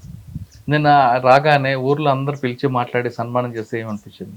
సంతోషం అనిపించింది. చాలా మంది పిలిపారు సార్ మా ఊళ్ళో. చిన్నోడు నాగేశ్వరరావు అని చిన్ను అని క్లాస్మేట్లు అయితే అందరూ చనిపోయిండ్రు. మా ఊర్లో 13 మంది 15 మంది అందరు చచ్చిపోయింది. ప్రతి ఒక్కరు వచ్చి మమ్మల్ని అడుగుతారు, మేమేం చేస్తాం సార్, మరి నేను ఎవరికి చెప్పా. ఇప్పటి సుతా మీకు అట్లా మాకెందుకు అంటే వాళ్ళ గురించి మాకెట్లా తెలుస్తుంది, ఎవరి గురించి అయినా వాళ్ళ కొడుకు వాళ్ళ మాయనకి ఎట్లా, మా కొడుకు ఎక్కడ ఉండో చెప్పు, ఆడనుండో చెప్పాలి. ఇప్పుడు సుతా వచ్చి అడుగుతాను ఉన్నోళ్ళు, ఇంకా వాళ్ళ లోపల ఉన్నోళ్ళు వచ్చి 2-3 వచ్చి అడిగింది. మరి నాకు తెలియదు, ఇప్పుడు ఉన్నోళ్ళో లేరా తెలియదు. ఎంతోమంది చచ్చిపోయిండ్రు. ఇక నా కొడుకు ఒక్కడి తిరిగి వచ్చిండు, అయ్యా చాలు నాకు ఇంతమందిలా ఇన్ని సంవత్సరాలు. సాంబయ్య అని పేరు పెట్టుకుంటే నా కొడుకు పేరు మారి మాదిగా జన్మెత్తి ఆ పేరు విశాఖ ఆ పేరు పెట్టుకొని నా కొడుకు నా ఇంటికి తిరిగి వచ్చాడు. వికాస్ అని పేరు పెట్టుకున్నా నువ్వు పెట్టిన పేరే ఉంటదమ్మా. నేను నీవు పెట్టిన పేరే నేను పెట్టిన పేరు, నా పేరు నేను సాంబరావు, నా కొడుకు పేరు సమ్మక్క దేవుడు. మాకు మా తెలంగాణ కదా, అట్లా మాకు దేవుళ్ళ పేరు పెట్టుకున్నాము. నా కొడుకులు పెద్ద అయిన పేరు సదానందం, ఈ రెండో అయిన పేరు సాంబరావు, ఆయన పేరు నాగేశ్వరరావు, చిన్న అయిన పేరు నాగేశ్వరరావు. 2 బిడ్డలు, పెద్ద ఆమె జ్యోతిరాణి, చిన్న ఆమె సంధ్యరాణి. ఇప్పుడు అప్పుడు ఇక నేను కూడా ఆయన తర్వాత పోదును ఇంతవరకు. ఇప్పుడు నా కొడుకు వచ్చింది, నాకు కొంచెం కొంచెం ఇంత తింటానా, నాకు కొంచెం తృప్తున్నది. చాలా సంవత్సరాలు నేను దండకారణ్యంలో 10 ఏళ్ళు పనిచేసిన కాబట్టి దక్షిణ ప్రాంతంలో నేను పనిచేసింది. అక్కడ బ్యూరో చీఫ్ గా ఉన్నాను కాబట్టి ఆయన ఆ ప్రాంతంలోనే ఉండేది. పరిచయం కలిసి పనిచేసి ఆయన అసలు ఎలాగుంటారండి? ఆయన గురించి ఎక్కువగా ఆడల్లోనే ఎక్కువగా ప్రాధాన్యత ఉంటుందా, లేదు మీరు అంటలుగా ఐడియాలజీ ప్రకారంగా ఉందా? ఐడియాలజీ అంటే యావరేజ్ ఐడియాలజీ ఉంటుంది. దాడులలో ఆయన చాలా అనుభవం సంపాదించిండు. మిలిటరీ దాడులలో ఆయన ముందు అసలు 5th, 6th క్లాస్ వరకు చదువుకున్నాడు. చదువు ప్రైమరీ చదివే, భాషలు కూడా మీడియాలో ప్రచారం చేసినట్టుగా ఈ భాషలు వచ్చు ఆ భాషలు వచ్చు నేను అవి కూడా చూశాను. కానీ అవన్నీ కూడా పుక్కిటి పురాణాలు, అదే గింతంత ఉందని మీడియా ఇంత చేస్తుంది. ఆయన చాలా హైలైట్ చేసింది మీడియా, కానీ వాస్తవంగా హైలైట్ చేసినంత అంత అది కాదు. ఆయన ప్రైమరీ స్కూల్ చదువుకొని పార్టీలోకి వచ్చినాక కొద్ది కాలం ఆయన టెక్నికల్ డిపార్ట్మెంట్లో తుపాకులు రిపేర్ చేసేటువంటి దాంట్లో పనిచేసిండు. కాబట్టి ఆ నాలెడ్జ్ కూడా ఆయనకు వచ్చింది. తర్వాత ఆర్గనైజేషన్లో పెట్టినాం, కుంట ప్రాంతంలో ఆర్గనైజర్గా కొంతకాలం పనిచేసిండు. తర్వాత ఈ మిలిటరీ నిర్మాణాలు ఏర్పాటు చేస్తున్నప్పుడు కంపెనీల స్థాయికి నిర్మాణం ఎదిగినప్పుడు ఆయనను దక్షిణ బస్తర్ ప్రాంతంలో ఎదిగినటువంటి ఒక కంపెనీ, 3వ కంపెనీ ఏర్పాటు చేసినప్పుడు దానికి కమాండర్గా పెట్టింది. అప్పటి నుంచి ఆయన మిలిటరీ ప్రస్థానం స్టార్ట్ అయ్యి మిలిటరీ దాడులలో పాల్గొనడం అనేది చేసింది. దక్షిణ బస్తర్లో జరిగినటువంటి చాలా దాడులలో తను పాల్గొన్నాడు. కంపెనీల తర్వాత వెంటనే మేము బెటాలియన్ నిర్మాణం కూడా చేసే పరిస్థితి వచ్చింది కాబట్టి రిక్రూట్మెంట్ చాలా పెరిగి సలవదుడు మూలంగా చాలా నిర్బంధం, ఎంత నిర్బంధం అయితే వాళ్ళు చేసి అణిచేయాలనుకున్నారో అంత రిక్రూట్ వచ్చింది. వాస్తవానికి సలవదుడు మూలంగానే మాకు పెద్ద ఎత్తున రిక్రూట్ వచ్చింది. దాంతో మేము నిర్మాణాలు ప్లాటూన్స్ ప్రతి ప్రాంతంలో కంపెనీల తర్వాత బెటాలియన్ నిర్మాణం కూడా. అందుకే చరిత్రలో అనేక ఘటనలలో నువ్వు ఎంత అణిచివేస్తే అంత ఉవ్వెత్తున దానికి ప్రతిఘటన వస్తుంది. అది సల్వదుడులో కూడా చూడొచ్చు మనం. వాళ్ళు ఊర్లు గాలబెట్టి మహిళల మీద అత్యాచారాలు చేసి అనేక మందిని భయంకరంగా ఊచకొత్త కోసిండ్రు, నాలికలు కోసిండ్రు, కనుగుర్లు తీసిండ్రు, అంగాల్ని కూడా కోసిండ్రు. అంత క్రూరమైనటువంటి నిర్బంధం. నాగా పోలీసులు వచ్చినటువంటి టైంలో ఎస్పీఓలు నాగా వాళ్ళందరూ కలిసి ఊర్లలో అనేక మందిని మహిళల్ని కూడా భయంకరంగా చంపారు. అంటే దీని ద్వారా వీళ్ళని అణిచేయగలుగుతాం అనుకున్నారు, కానీ అంతకంటే రెట్టింపు స్థాయిలో ఆ కసితోటి కూడా పిల్లలు చాలామంది వచ్చారు. తల్లిదండ్రులు కూడా కుటుంబాలు ఎందుకు పంపారు వాళ్ళని అంటే దీన్ని ఖచ్చితంగా మనం ప్రతీకారం తీర్చుకోవాలి. మహేంద్ర కర్మను చంపినప్పుడు కూడా రకరకాల చిరువలు పలువలు చేసినారు, అంత అది లేదు. కానీ కర్మ అన్నప్పుడు కర్మ నిలబడి అత్యాచారాలు చేయించినటువంటి ఘటనలు కోకొల్లలుగా ఉన్నాయి, ఇండ్లు కాలబెట్టించినటువంటి. కాబట్టి ఆ కసి ఎవరికి ఉండదండి. అంత దుర్మార్గుడు దొరికినప్పుడు నేను మామూలుగా ఒకటే గోలితోటి చంపుతారా ఎవరైనా? ఆ కసిని తీసుకుంటారు ఖచ్చితంగా. కాబట్టి ఏదైనా కూడా వాళ్ళు ఎంత అంచి వేసారో అంత ప్రతిఘటన వచ్చింది. అట్లా ఇడమా అప్పుడు 2 కంపెనీలో ఉన్నాడు, బెటాలియన్ ఏర్పాటు చేసినప్పుడు ఫస్ట్ అప్పటికే కొంత అనుభవం సంపాదించి ఆంబోసులు చేస్తున్నాడు కాబట్టి ఆయన మన మిలిటరీ దాంట్లో ఫస్ట్ బెటాలియన్ కమాండర్ కూడా పెట్టినాము. ఆయన ఆ తర్వాత బెటాలియన్ అనేది దాదాపు 300 సంఖ్యతో ఉంటుంది. హిడ్మా చేసిన ఒక మంచి ఆపరేషన్ చెప్పండి, గుర్తుంది మీకు? ఈ విధంగా కూడా చేయొచ్చా అనేది చాలా ఘటనలు చేసిన. తాడిమెట్ల అనే ఆపరేషన్లో కూడా తను ఉన్నాడు. ఉర్పాల్మెట్ అనే ఒక ఆంబోషు, ఉర్పాల్మెట్లో చాలా గంటలు వాళ్ళని వెంటాడి చుట్టుముట్టి దాడి చేసి దాంట్లో కూడా చంపి ఆయుధాన్ని స్వాధీనం చేసుకున్నారు. అట్లా చాలా అంబోషులలో పాల్గొన్నాడు ఆయన. దాంతో ఆయనకు మంచి ఎక్స్పీరియన్స్ వచ్చింది. హిడ్మా చేసిన కొన్ని కార్యక్రమాల వల్లే పోలీస్కి ఖచ్చితంగా మావోయిస్ట్ ఉద్యమాన్ని అణచివేయాలనేది. అంటే అది మరి శత్రువుని మనం చంపుతున్నప్పుడు వాళ్ళకు కూడా తీసుకుంటారు కదా. మీకు ప్లస్ ఒక మైనస్ కూడా ఆయన కదా హిడ్మా.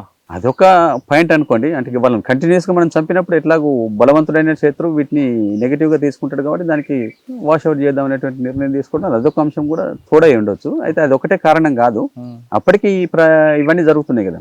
ప్రభుత్వాలు మారడము, ఎమ్మెల్సీల నుంచి ఒత్తిడి రావడం, బౌరవ స్టేట్ కంపెనీ నుంచి ఇక్కడ ఖనిజ సంపత్తిని అంతా తీసుకుపోవడం కోసము అప్పటికి చాలా ఏళ్ళ నుంచి జరిగినాయి. కానీ మా బలం మూలంగా అవన్నీ ఏవి ఆచరణలోకి రాలేదు, అమలు చేయలేని పరిస్థితి.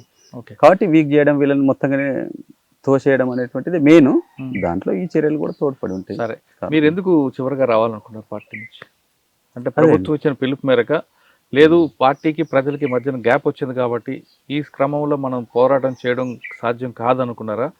లేదు ఉద్యమం అనేది శాశ్వత యుద్ధం, దీర్ఘకాల యుద్ధం, ఇది ఈ దీర్ఘకాల యుద్ధంలో మనం అనుకున్న లక్ష్యం సాధించడానికి వచ్చారా? లేదు మావోయిస్ట్ పార్టీ ఉద్యమం అనేది ఫినిక్స్ పక్షి లాంటిది, ఇది కొంతకాలం ఉంటుంది, ఇప్పటికైనా రావచ్చు అనే బలమైన నమ్మకంతో వచ్చారా? ఇంకా వచ్చేటప్పటికైతేనో గెరిల్లా యుద్ధం సాయుధ రూపంలో ముందుకు కొనసాగే పరిస్థితికి దారులన్నీ మూసుకుపోయినాయి. ఎందుకంటే రిక్రూట్మెంట్ తగ్గిపోయింది.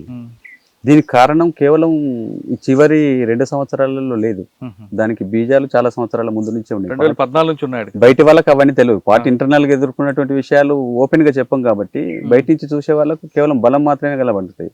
బలంతో పాటు బలహీనతలు కూడా చాలా ఉన్నాయి పార్టీ. అదే ఈ బలహీనత కోబాడు గాంధీ 2014 గుర్తించారు. ఆయన ఒక్కడైనది మొత్తం పార్టీ కూడా గుర్తించింది.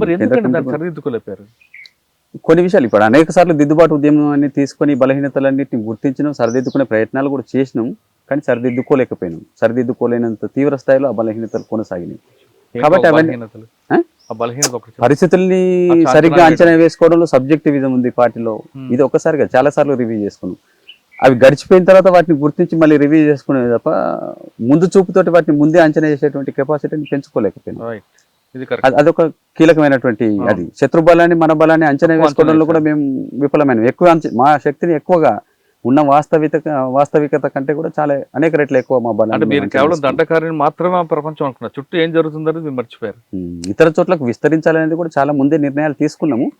అయితే వాటిని కూడా మేము అమలు చేయలేకపోయింది. చేసుకున్న నిర్ణయాలు కూడా కొన్ని అమలు చేయలేనటువంటి బలహీనత కూడా ఉంది పార్టీలో.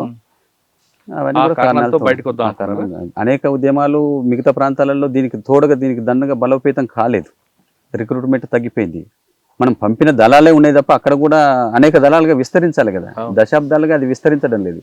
తెలంగాణలో మనం బలహీనపడి గోదావరి దాటి దండకరాన్ని దండగా ఉపయోగించుకుని కర్రగుట్టలకు పరిమితమైన ఉద్యమం తిరిగి తెలంగాణలో పెద్ద ఎత్తున రిక్రూట్ చేసి దళాల్ని పునర్నిర్మించలేకపోయినాం. అది దశాబ్దాలు కొనసాగింది.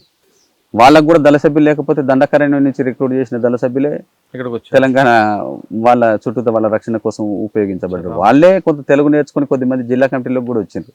కానీ ఇక్కడ ఈ మైదాన ప్రాంతాలలో ఇంత బలంగా ఉదయం ఉన్నటువంటి దాంట్లో నుంచి వచ్చి ఇక్కడ జిల్లా కమిటీలన్నీ మళ్ళీ ఇక్కడ వాళ్ళతో నిర్మించేటువంటి పరిస్థితి కూడా లేకుండా అక్కడ బలం కోల్పోయింది. దాన్ని తిరిగి పునర్నిర్మాణం చేయలేకపోయింది. ఇవన్నీ బలహీనతలు చాలా కాలంగా కొనసాగుతున్నాయి. గుర్తించిన అమలు చేయలేకపోయారు. అంటే ఈ రూపంలోనే దాన్ని మనం మళ్ళీ ఇంకా చేయాలని అనుకుంటూనే పోయినాం తప్ప ఈ రూపంలో చేసే స్థితి లేదు. కాబట్టి ఇంకా వేరే రూపం ఏమన్నా ఆల్టర్నేటివ్ ఆలోచించాలనే దానికి పార్టీ అట్లా ఆలోచించలేదు. అది మెయిన్ బలహీనత. అంటే ఇదే రూపంలో మనం ఎప్పుడు ఉంటుంది దాడి, బలహీన పడతాం, అయినప్పటికీ ఇట్లే ముందుకు పోవాలని అనుకున్నాం. అంటే కేవలం బుల్లెట్ అనుకున్నారు.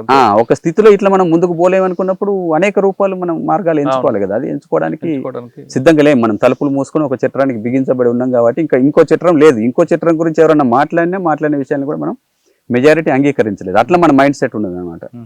కాబట్టి అది మనకు మెయిన్ వీక్ కావడానికి దెబ్బతినడానికి కారణం. ఈ క్రమంలో మీరు బయటికి రావాలనుకున్నారు.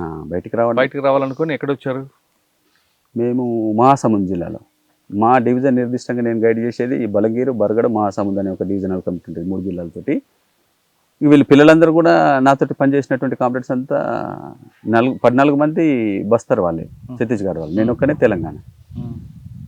కాబట్టి వాళ్ళని అదే ఎక్కడ సరెండర్ కావాలి, ఒడిశాలో కావాలన్నా లేదా తెలంగాణ కావాలన్నప్పుడు వాళ్ళందరూ కోరుకున్నది ఛత్తీస్గఢ్కి పోదాం, వాళ్ళ ప్రాంతం ఛత్తీస్గఢ్ కాబట్టి అన్నప్పుడు మేమంతా మా సముద్రం కూడా మా డివిజనే కాబట్టి అక్కడికి వచ్చి అక్కడి నుంచే మేము హోమ్ మినిస్టర్కి లెటర్ రాసి, అప్పటికి చాలామంది వచ్చేసారు, దేవి వాళ్ళు కూడా బయటకు వచ్చేసారు. దేవి తర్వాత మేము వచ్చినాము.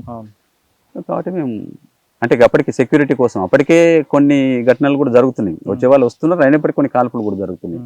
అప్పటికే మా చుట్టూ కూడా అనేక వలయాలుగా వెంటాడుతూనే ఉన్నారు. వాటి మధ్యనే మేము ఇక నిర్ణయం తీసుకున్నాం. కాబట్టి ఈ నిర్ణయం సఫలమయ్యే లోపు కూడా మమ్మల్ని చుట్టుముట్టి చంపేసేటువంటి ప్రమాదం కూడా ఉన్నది అనేది మేము అనుకున్నాము. కాబట్టి లీగల్గా ఒక హామీ తీసుకోవడం అనేటువంటిది అవసరం అనేది మేము ఫీల్ అయ్యే చర్చించుకొని రాశాము. దానికైనా వెంటనే రెస్పాండ్ అయ్యి రేడియో మెసేజ్ ఇచ్చిన తర్వాత ఒకసారి లీగల్గా వాళ్ళు ఒక హామీ ఇచ్చిన తర్వాత మళ్ళీ అట్లా చేయడానికి అవకాశం తక్కువ కాబట్టి అట్లా మేము బయటకు వచ్చే ప్రయత్నం చేసింది. 40 సంవత్సరాలు కాపాడు నడివి విడిచిపెట్టి వస్తున్నప్పుడు ఏమనిపించింది? విడిచిపెట్టి వచ్చేటప్పుడు అదే నేను నిన్న మా ఊర్లో జరిగినటువంటి సభలో కూడా చెప్పిన, ఇది ఒక విషాదము సంతోషము కలగలిసినటువంటి సందర్భం. ఇది అనేక మంది అద్భుతమైన కామ్రేడ్స్ను కోల్పోయినాం. చాలామంది మంచి మంచి కాంపిటెంట్స్ అందరూ కూడా అమరులు అయిపోయారు. అంటే ఈ నిర్ణయం మనం ముందుగానే తీసుకుంటే వాళ్ళందరినీ కూడా మనం రక్షించుకోగలిగే వాళ్ళం. కమిటీ ఉమ్మడిగా కమిటీలుగా నిర్ణయం తీసుకునే పరిస్థితి ఉన్నప్పుడే మనం 2013 నాటికి ఈ నిర్ణయం కనుక తీసుకుంటే మనం మరో రూపంలో వీళ్ళందరినీ కూడా కాపాడుకొని ఇంకా మరో రూపంలో చట్టబద్ధంగా ఇంకో వేర్వేరు పద్ధతుల్లో పనిచేయచ్చు. అంటే ఎంతసేపు మనం దీంట్లోనే పనిచేయాలంటే పనిచేయడానికి పరిస్థితులు మూసుకుపోయిన తలుపు అవకాశం లేదనేటువంటి స్పష్టంగా అర్థమవుతుంది. అది 1 సంవత్సరమే కాదు, అంతకంటే ముందు నుంచే దానికి ఇండికేషన్స్ ఉన్నాయి. కానీ వ్యక్తి నిర్ణయం ఉమ్మడి నిర్ణయం అంటారు. ఎప్పుడు జరిగింది? ఇప్పుడు జరిగిందండి. ఇప్పుడు జరిగింది వ్యక్తులుగానే తీసుకుని ఎక్కడికక్కడ బ్యాచులుగా తీసుకున్న నిర్ణయం. కమిటీ ఉమ్మడిగా నిర్ణయమే చేయలేదు. నిర్ణయం తీసుకునే పరిస్థితే లేదు. చివరిదా ఆ పరిస్థితి ఉన్న కాలంలో మనం తీసుకోలేదు. తీసుకోవాల్సిన అనివార్యతకు నెట్టబడ్డ టైంలో తీసుకునే అవకాశమే లేదు. మొత్తం కనెక్షన్స్ కట్ అయిపోయినాయి. కాబట్టి ఎక్కడికక్కడ గుంపులుగా వాళ్ళు ఉన్నటువంటి వాళ్ళు ఆలోచించుకొని డిసైడ్ చేసుకొని వాళ్ళు నిర్ణయం ఉన్నారండి. పార్టీకి లోపల చాలా తక్కువ మంది. కాంకేర్ జిల్లాలో ఒక 3 ఉన్నారనేది అర్థమైంది. ఒక డీవీసీ మెంబర్, ఒక 2 సభ్యులు. మా ఒడిశాలో ఒక 10 మంది మిగిలిండ్రు కలహండి ప్రాంతంలో. అందులో ఒక డీవీసీ మెంబర్, ఆమెతో ఒక 9 మంది సభ్యులు. ఇక వాళ్ళు రావడానికి సిద్ధంగా లేరు. జార్ఖండ్ కూడా ఉన్నారు కదా, జార్ఖండ్లో కూడా 20 మిసిరి బిస్రా పీబీ మెంబర్ ఆయనతో పాటు బయటకు వచ్చారు. రాగానే కొత్త ప్రపంచం అనిపించింది. కొత్త ప్రపంచం అదే చాలా మార్పులే జరిగినాయి. పరిసరాలు కూడా గుర్తుపట్టనంతగా మారిపోయింది. మనుషులలో కూడా చాలా మార్పులు వచ్చినాయి. ఈ మొబైల్ నెట్వర్క్ రకరకాలుగా వీళ్ళ ఆలోచనలలో అలవాట్లలో అనేక విషయాలలో తేడాలు కనబడుతున్నాయి. వచ్చి ఇప్పుడు 2-3 రోజులే కాబట్టి కొద్దిమంది మహాసముద్రం దగ్గరకు వచ్చారు. సరెండర్ అయినప్పుడు అమ్మ మిమ్మల్ని లొంగిపోతున్నారని తెలిసి అమ్మ వచ్చి ఉంటుంది. అమ్మ చూడగానే అనిపించింది. ఇక 40 ఏళ్ళ తర్వాత చూసినాం కాబట్టి ఇక ఆనందము దుఃఖము వచ్చి అమ్మ వచ్చింది. మిగతా కుటుంబ సభ్యులందరూ కూడా చూడడానికి వచ్చి వాళ్ళు 2 రోజులు స్పెండ్ చేసి మళ్ళీ రిటర్న్ వచ్చిండ్రు. అమ్మ చిన్న చెల్లె నాతోటి ఆగిపోయారు. అక్కడిని విడిచిపెట్టేదాకా ఉంటాం మీతోటే, ఇక్కడున్న వాళ్ళిద్దరు ఉండాల్సిందే. ఆడికి వచ్చినా కూడా మా సముద్రం పోలీస్ లైన్స్ లో మీకు వీళ్ళకి అకామిడేషన్ ఇచ్చారు, రూమ్ అది ఇచ్చారా? వాళ్ళు కొన్ని బ్యారక్స్ ఖాళీ చేసి మాకు ఇచ్చిండ్రు. మేము 15 మంది ఉన్నప్పుడు ఇట్లా అమ్మ వాళ్ళు కూడా వచ్చి మాతోటే ఉన్నారు. అమ్మ చేతి వంట తిన్నాకేమనిపిస్తుంది? అమ్మ చేతి వంట కాదు, అమ్మకే నా చేతి వంట తినిపించింది. ఇప్పుడు ఆయన పెద్ద మనిషి అయిపోయింది, 75 సంవత్సరాలు. ఒకప్పుడు గ్రామం వేరు, ఇప్పుడు గ్రామం వేరు. అప్పుడు గ్రామంలో ఒక నిర్ణయం తీసుకోవాలనుకుంటే ఒక కష్టం వచ్చినా మంచైనా గ్రామస్తులందరూ కూర్చొని ఒక నిర్ణయం తీసుకున్నారు. అంటే స్వార్థం లేకుండా. ఇప్పుడు నా ఇల్లు నాది, నేను, నా ఇల్లు నా కుటుంబం. ఈ పరిస్థితి చూసాక ఏమనిపించింది మీకు ఆ మార్పుకి? అదే సమాజంలో ఇవన్నీ పెరిగినాయి. సమాజంలో మార్పు అని మీరు అంటున్నప్పుడు నేను నా యాంగిల్లో నేను గమనిస్తే మార్పు చాలా, రోడ్లు పెరిగినాయి, కమ్యూనికేషన్ పెరిగింది, ఇళ్ళల్లో మార్పు వచ్చింది, ఇవన్నీ. కానీ మనుషులలో అప్పుడు ఉన్నటువంటి విలువలకు ఇప్పటి విలువలకు చూసినప్పుడు అదే అందరూ ఎవరి చుట్టూ వాళ్ళ గురించి ఆలోచించేటువంటి ఆలోచన విధానం బాగా పెంచి పోషించబడ్డది. అది ఉద్దేశపూర్వకంగానే ఈ పోరాటాలు ఉండొద్దు, సమిష్టి తత్వం ఉండొద్దు అని అంటే విభజించి పాలించేటువంటి పాలిటిక్స్ ఎప్పటి నుంచో పాలక వర్గాలు చేసేది మనందరికీ తెలిసింది. అది బ్రిటిష్ వాళ్ళది కదా. ఎవరిదైనా ప్రజల్ని విభజించడం అనేటువంటి బ్రిటిష్ వాళ్ళదే కాదు. మన దేశంలో అయితే హిందూ ఇక్కడ ముందు అసలు బ్రిటిష్ వాళ్ళని మనం బాగా పాపులర్ ఏంటంటే అందరూ విభజించి పాలించాలని బ్రిటిష్ వాళ్ళు గుర్తొస్తారు. కానీ మన దేశంలో పురాతన కాలం నుంచి మీరు అధ్యయనం చేయండి, అంటే విభజించి పాలించేది నంబర్ 1 ప్రపంచం నేర్చుకోవాలి. భారతదేశం దాంట్లో బ్రిటిష్ వాడు కాదు మనకు విభజించి పాలించేది. వీళ్ళు ఇక్కడ సమాజాన్ని నిచ్చెన మెట్ల కుల వ్యవస్థ విభజించింది వాళ్ళే కదండి. అదంతా విభజించి పాలించడంలో భాగమే మనిషి. ఇప్పుడు కూడా ఎంత కులానికి సంబంధించినటువంటిది సమాజం అభివృద్ధి చెందుతుంటే అట్లాంటి వెనుకబడినటువంటి భావజాలం తగ్గాలే కదా. కానీ ఇప్పుడు కుల సెంటిమెంట్స్ ఇంకా బాగా పెంచి పోషించబడ్డాయి, పెరిగినాయి. ఎవరి కులానికి వాళ్ళు కుల సంఘాలు పెట్టుకున్న తర్వాత సరే అవి ఒక రకంగా కొన్నిటి కోసం అవి పెట్టుకోవచ్చు, కానీ దాంట్లోనే కూరుకుపోయి మొత్తంగా గిరిగీసుకొని మిగతా వాళ్ళతోటి దూరం ఉండేటువంటి ఇది పెరిగితే అందరు కలిసిపోవడము, మనుషులు అనేటువంటి కులము అనే దానికి ప్రాధాన్యత పోయి ఇప్పుడు అందరు గిరిగీసుకుంటే ఎవరి కులం వాళ్ళే, భార్య, 2 పిల్లలు, తల్లిదండ్రులను కూడా బయటకు నెట్టేసిందండి. తల్లిదండ్రులను ఎవరు చూడడం లేదు ఇప్పుడు. కాబట్టి మరీ స్వార్థపూరితమైనటువంటి ఒక సెల్స్ లాగా మారిపోయినాయి ఇప్పుడు సంబంధాలన్నీ. దాంట్లో మానవ సంబంధాలు అనేది కూడా లేవు. ఇప్పుడు వచ్చిన తర్వాత కుటుంబాల మధ్యలో ఉన్నటువంటి గొడవలు అవన్నీ వింటే ఎంత బాధాకరంగా ఉన్నదని అంటే కుటుంబాలుగా లేవు.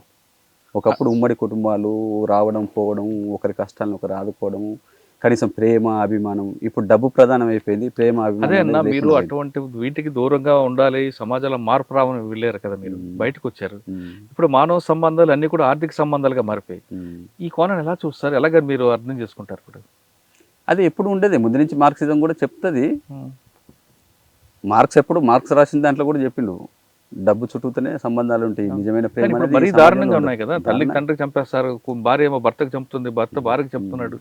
ఈ సమాజాన్ని చూసినప్పుడు ఏమనిపిస్తుంది? అది ఇక్కడికన్నా అదే బెటర్ అనిపిస్తుందా? మరి అదే బెటరు, అది అద్భుతమైన సమాజం అండి. ఇప్పుడు అనివార్యంగా మనం బయటకు వచ్చినాం, కానీ అక్కడ ఉన్నటువంటి సమిష్టి తత్వము వేరు, అక్కడ స్వార్థం లేదు. అందరి కోసం అందరి కోసం ఒక మనిషి ఆలోచిస్తాడు, ఒకరి కోసం అందరు ఆలోచిస్తారు. అట్లాంటి ఒక వ్యవస్థలో 40 ఏళ్ళు పెరిగినండి. బయటకు వచ్చారు. ఇప్పుడు మరి మీ జీవన విధానం ఎలా కొనసాగుతుంది? ఇప్పుడు సంవత్సరాలు అంటే మీ యవ్వనం అంతా కూడా సమాజానికి ఇచ్చారు, కానీ మీరు ఇప్పుడు ఆర్థికంగా ఎలా నిలబడతారు? మీ సమాజం మీ మీద ఆధారపడ్డ వాళ్ళకి ఎలా దారి చూపిస్తారు? ముందు మీరుగా బతకాలి కదా. అదే ఇప్పుడు ఇంక ఆలోచించుకోవాలి. ఇప్పుడు ఉన్న పరిస్థితి మేము కుటుంబంతో కూడా మాట్లాడుకునే అవకాశం కూడా లేదు. రాగానే సభ జరిగింది, ఇంటికి వచ్చిన తర్వాత కూడా ఇక మిత్రులందరూ పరిచయస్తులందరూ వరుసగా వస్తున్నారు, మాట్లాడుతున్నాం. కుటుంబం వాళ్ళు కూడా ఇంకా మేము కూర్చొని మాట్లాడుకోలేదు. ఆర్థిక పరిస్థితి అంటే ఇక నాన్న చనిపోయిన సంవత్సరం క్రితం, ఆయన గ్యాంగ్ మ్యాన్ కాబట్టి ఆయన రిటైర్ అయిన తర్వాత ఆ పెన్షన్ అమ్మకి ఇస్తున్నారు. అంతే, అమ్మతో పాటు చిన్న చెల్లి ఉంటుంది. ఇప్పుడు నేను వచ్చాను, ముగ్గురం బతకాలి, ఇదే ఇల్లు. ఆలోచించుకోవాలి ఇప్పుడు ఎట్లా బతకాలి. అంటే ఈ సమాజంలో మీరు ఇమ్మడగలరా? ఇప్పుడు ఇమ్మడాలి, ఇక వచ్చినాం కాబట్టి ఇమ్మడాల్సింది కదా. ఇమ్మడలేము మేము ఇప్పటిదాకా నమ్మినటువంటి దాని ప్రకారం, కానీ క్రమంగా అర్థం చేసుకొని ఇమ్మడాల్సింది. ఇప్పుడు వేరే మార్గం లేదు కదా. చివరిగా చెప్పండి, మీరు అనుకున్న లక్ష్యం ఏ మేరకు నెరవేరి? అంటే 100% నెరవేరకపోవచ్చు, కానీ కనీసం 50% నెరవేరింది అనుకోవచ్చా? అంటే రాజ్యాధికారాన్ని మనం సాధించలేదు, అది అందరికీ క్లియర్. కానీ వర్గ పోరాటం మూలంగా అనేక చిన్న చిన్న విజయాలు సాధించినాం. కుల వివక్ష ఒకప్పుడు ఉద్యమం బలంగా ఉన్నప్పుడు అవన్నీ కూడా తగ్గినాయి. గ్రామాలలో భూస్వాముల పెత్తనాలు పోయినాయి, పీడిత ప్రజలకు ఒక ధైర్యం వచ్చింది. అనేక భూముల పోరాటాలు చేసినాం, భూములు ఆక్రమించుకున్నాం, ప్రజలకు పంచినాము. ఇట్లా అదే కూలీ రేట్లు పెరిగినాయి, మహిళలకు ఆత్మగౌరవం పెరిగింది, దళితులకు ఆత్మగౌరవం పెరిగింది. ఇట్లాంటి వాటి అన్నిటి వెనకాల వర్గ పోరాటం ఉంది. అనేక మంది త్యాగాలు ఉన్నాయి. వాళ్ళ త్యాగాలు లేకుండా, ఈ పోరాటాలు లేకుండా ఈ మార్పులైనా కూడా జరిగేటివి కావు. కాబట్టి కొద్దిమంది ఏం సాధించలేదు వీళ్ళు అనేది శుద్ధ తప్పు నేను చెప్పదలుచుకున్నది. అనేక మార్పులు జరిగినాయి, వాటన్నిటికీ కారణం వర్గ పోరాటం. వర్గ పోరాటం ఉన్నది కాబట్టి భూ సంస్కరణల చట్టం తీసుకొచ్చిన వాళ్ళు. నక్సల్బరీ పోరాటం లేకపోతే భూ సంస్కరణల చట్టం రావడానికి ఛాన్సే లేదు. ఆదివాసీల పోరాటం లేకపోతే పేసా కానూన్ తేవడానికి ఛాన్సే లేదు. కాబట్టి ప్రభుత్వాలు ఏ చట్టం తెచ్చినా దాని వెనకాల ప్రజలు చేసినటువంటి పోరాటాలు, త్యాగాలు అనేకం ఉన్నాయి. కాబట్టి 40 ఏళ్ళలో మేము సాధించినటువంటి చెప్పలేనటువంటి విజయాలు సాధించినాం. అయితే రాజ్యాధికారాన్ని సాధించలేకపోయినాం, ఆ దిశలో మనం విఫలమైనాం. అయితే ఇప్పుడు సమాజంలో ఈ దోపిడీ, అసమానత, అణిచివేత ఉన్నంత కాలము వర్గ పోరాటాలు ఆగవు. ఇంకో రూపంలో వస్తాయి. ఒక రూపంలో నువ్వు అణిచేస్తే అది మరో రూపంలో వస్తుంది. ఇప్పుడు జేఎన్జీ తరం అంతా కూడా అదేమో చాలా మనకంటే అడ్వాన్స్డ్ కదా. సరే వాళ్ళకు ఉండే బలహీనతలు ఉండొచ్చు, కానీ సామాజిక విషయాలలో స్పృహతోటి ఉండి ఆలోచిస్తున్నటువంటి ఒక సెక్షన్ కూడా ఉంది. అయితే ఏదైనా నువ్వు దోపిడీని పెంచుతూ పోతే, తీవ్రతను పెంచుతూ పోతే దానికి కూడా ఒక పాయింట్ ఉంటుంది కదండి. దానికి మించి నువ్వు చేసినప్పుడు తప్పకుండా అది మరో రూపంలో, ఏదో ఒక రూపంలో తప్పకుండా అది బద్దలవుతుంది, వస్తుంది. వర్గాలు ఉన్నంతకాలం వర్గ పోరాటం వేరు రూపాలలో కొనసాగుతాయి. ఇప్పుడు ఒక రూపంలో కొనసాగుతున్న పోరాటాన్ని రకరకాల కారణాలతో మనం అణిచేయగలిగినాం. అంత మాత్రాన ఇక వేరు రూపాలలో పోరాటాలు జరగవనేది చెప్పడం తప్పు. ప్రజలు ఎప్పుడు నిరంతరం పోరాడుతూనే ఉంటారు. ఒక రూపంలో నువ్వు అణిచివేస్తే ఇంకొక రూపంలో పోరాడతారు. కేవలం రాజ్యాధికారం మాత్రం సాధించలేదు, కానీ వర్గ పోరాటం ద్వారా చాలా కార్యక్రమాలు సాధించమంటున్నారు ముప్పటి సాంబయ్య అలియాస్ వికాస్. 40 సంవత్సరాల పాటు అడవిలో ఉండి 4 రాష్ట్రాల్లో తన కార్యక్రమం చేపట్టిన ఆయన ఇప్పుడు బయటకు వచ్చాక ఇక్కడున్న ఈ సమాజం, ఇక్కడున్న వ్యక్తిగత పోరాటాలు, వ్యక్తిగత స్వార్థాలు చూసి ఇంత దారుణంగా ఉందా అనేది ఆయన ఆశ్చర్యపోతున్నారు. కానీ ప్రభుత్వం సాధించింది ఇది కేవలం మావోయిజం మాత్రం అణిచివేసింది. కానీ సమస్య ఎప్పుడున్నప్పుడు అది మరో రూపంలో కూడా రావచ్చు, అది రాకుండా చూసే బాధ్యత ప్రభుత్వాలదే అంటున్నారు సాంబయ్య. వర్గ పోరాటం ఉన్నంత వరకు ఈ సమస్య మరో రూపంలో వస్తుందని ఆయన హెచ్చరిస్తున్నారు. ఇది ముప్పటి సాంబయ్య అలియాస్ వికాస్ గారితో ఎక్స్క్లూజివ్ ఇంటర్వ్యూ. వచ్చే వారం మరో గెస్ట్ మళ్ళీ కలుద్దాం. అంతవరకు నమస్తే. Thank you very much.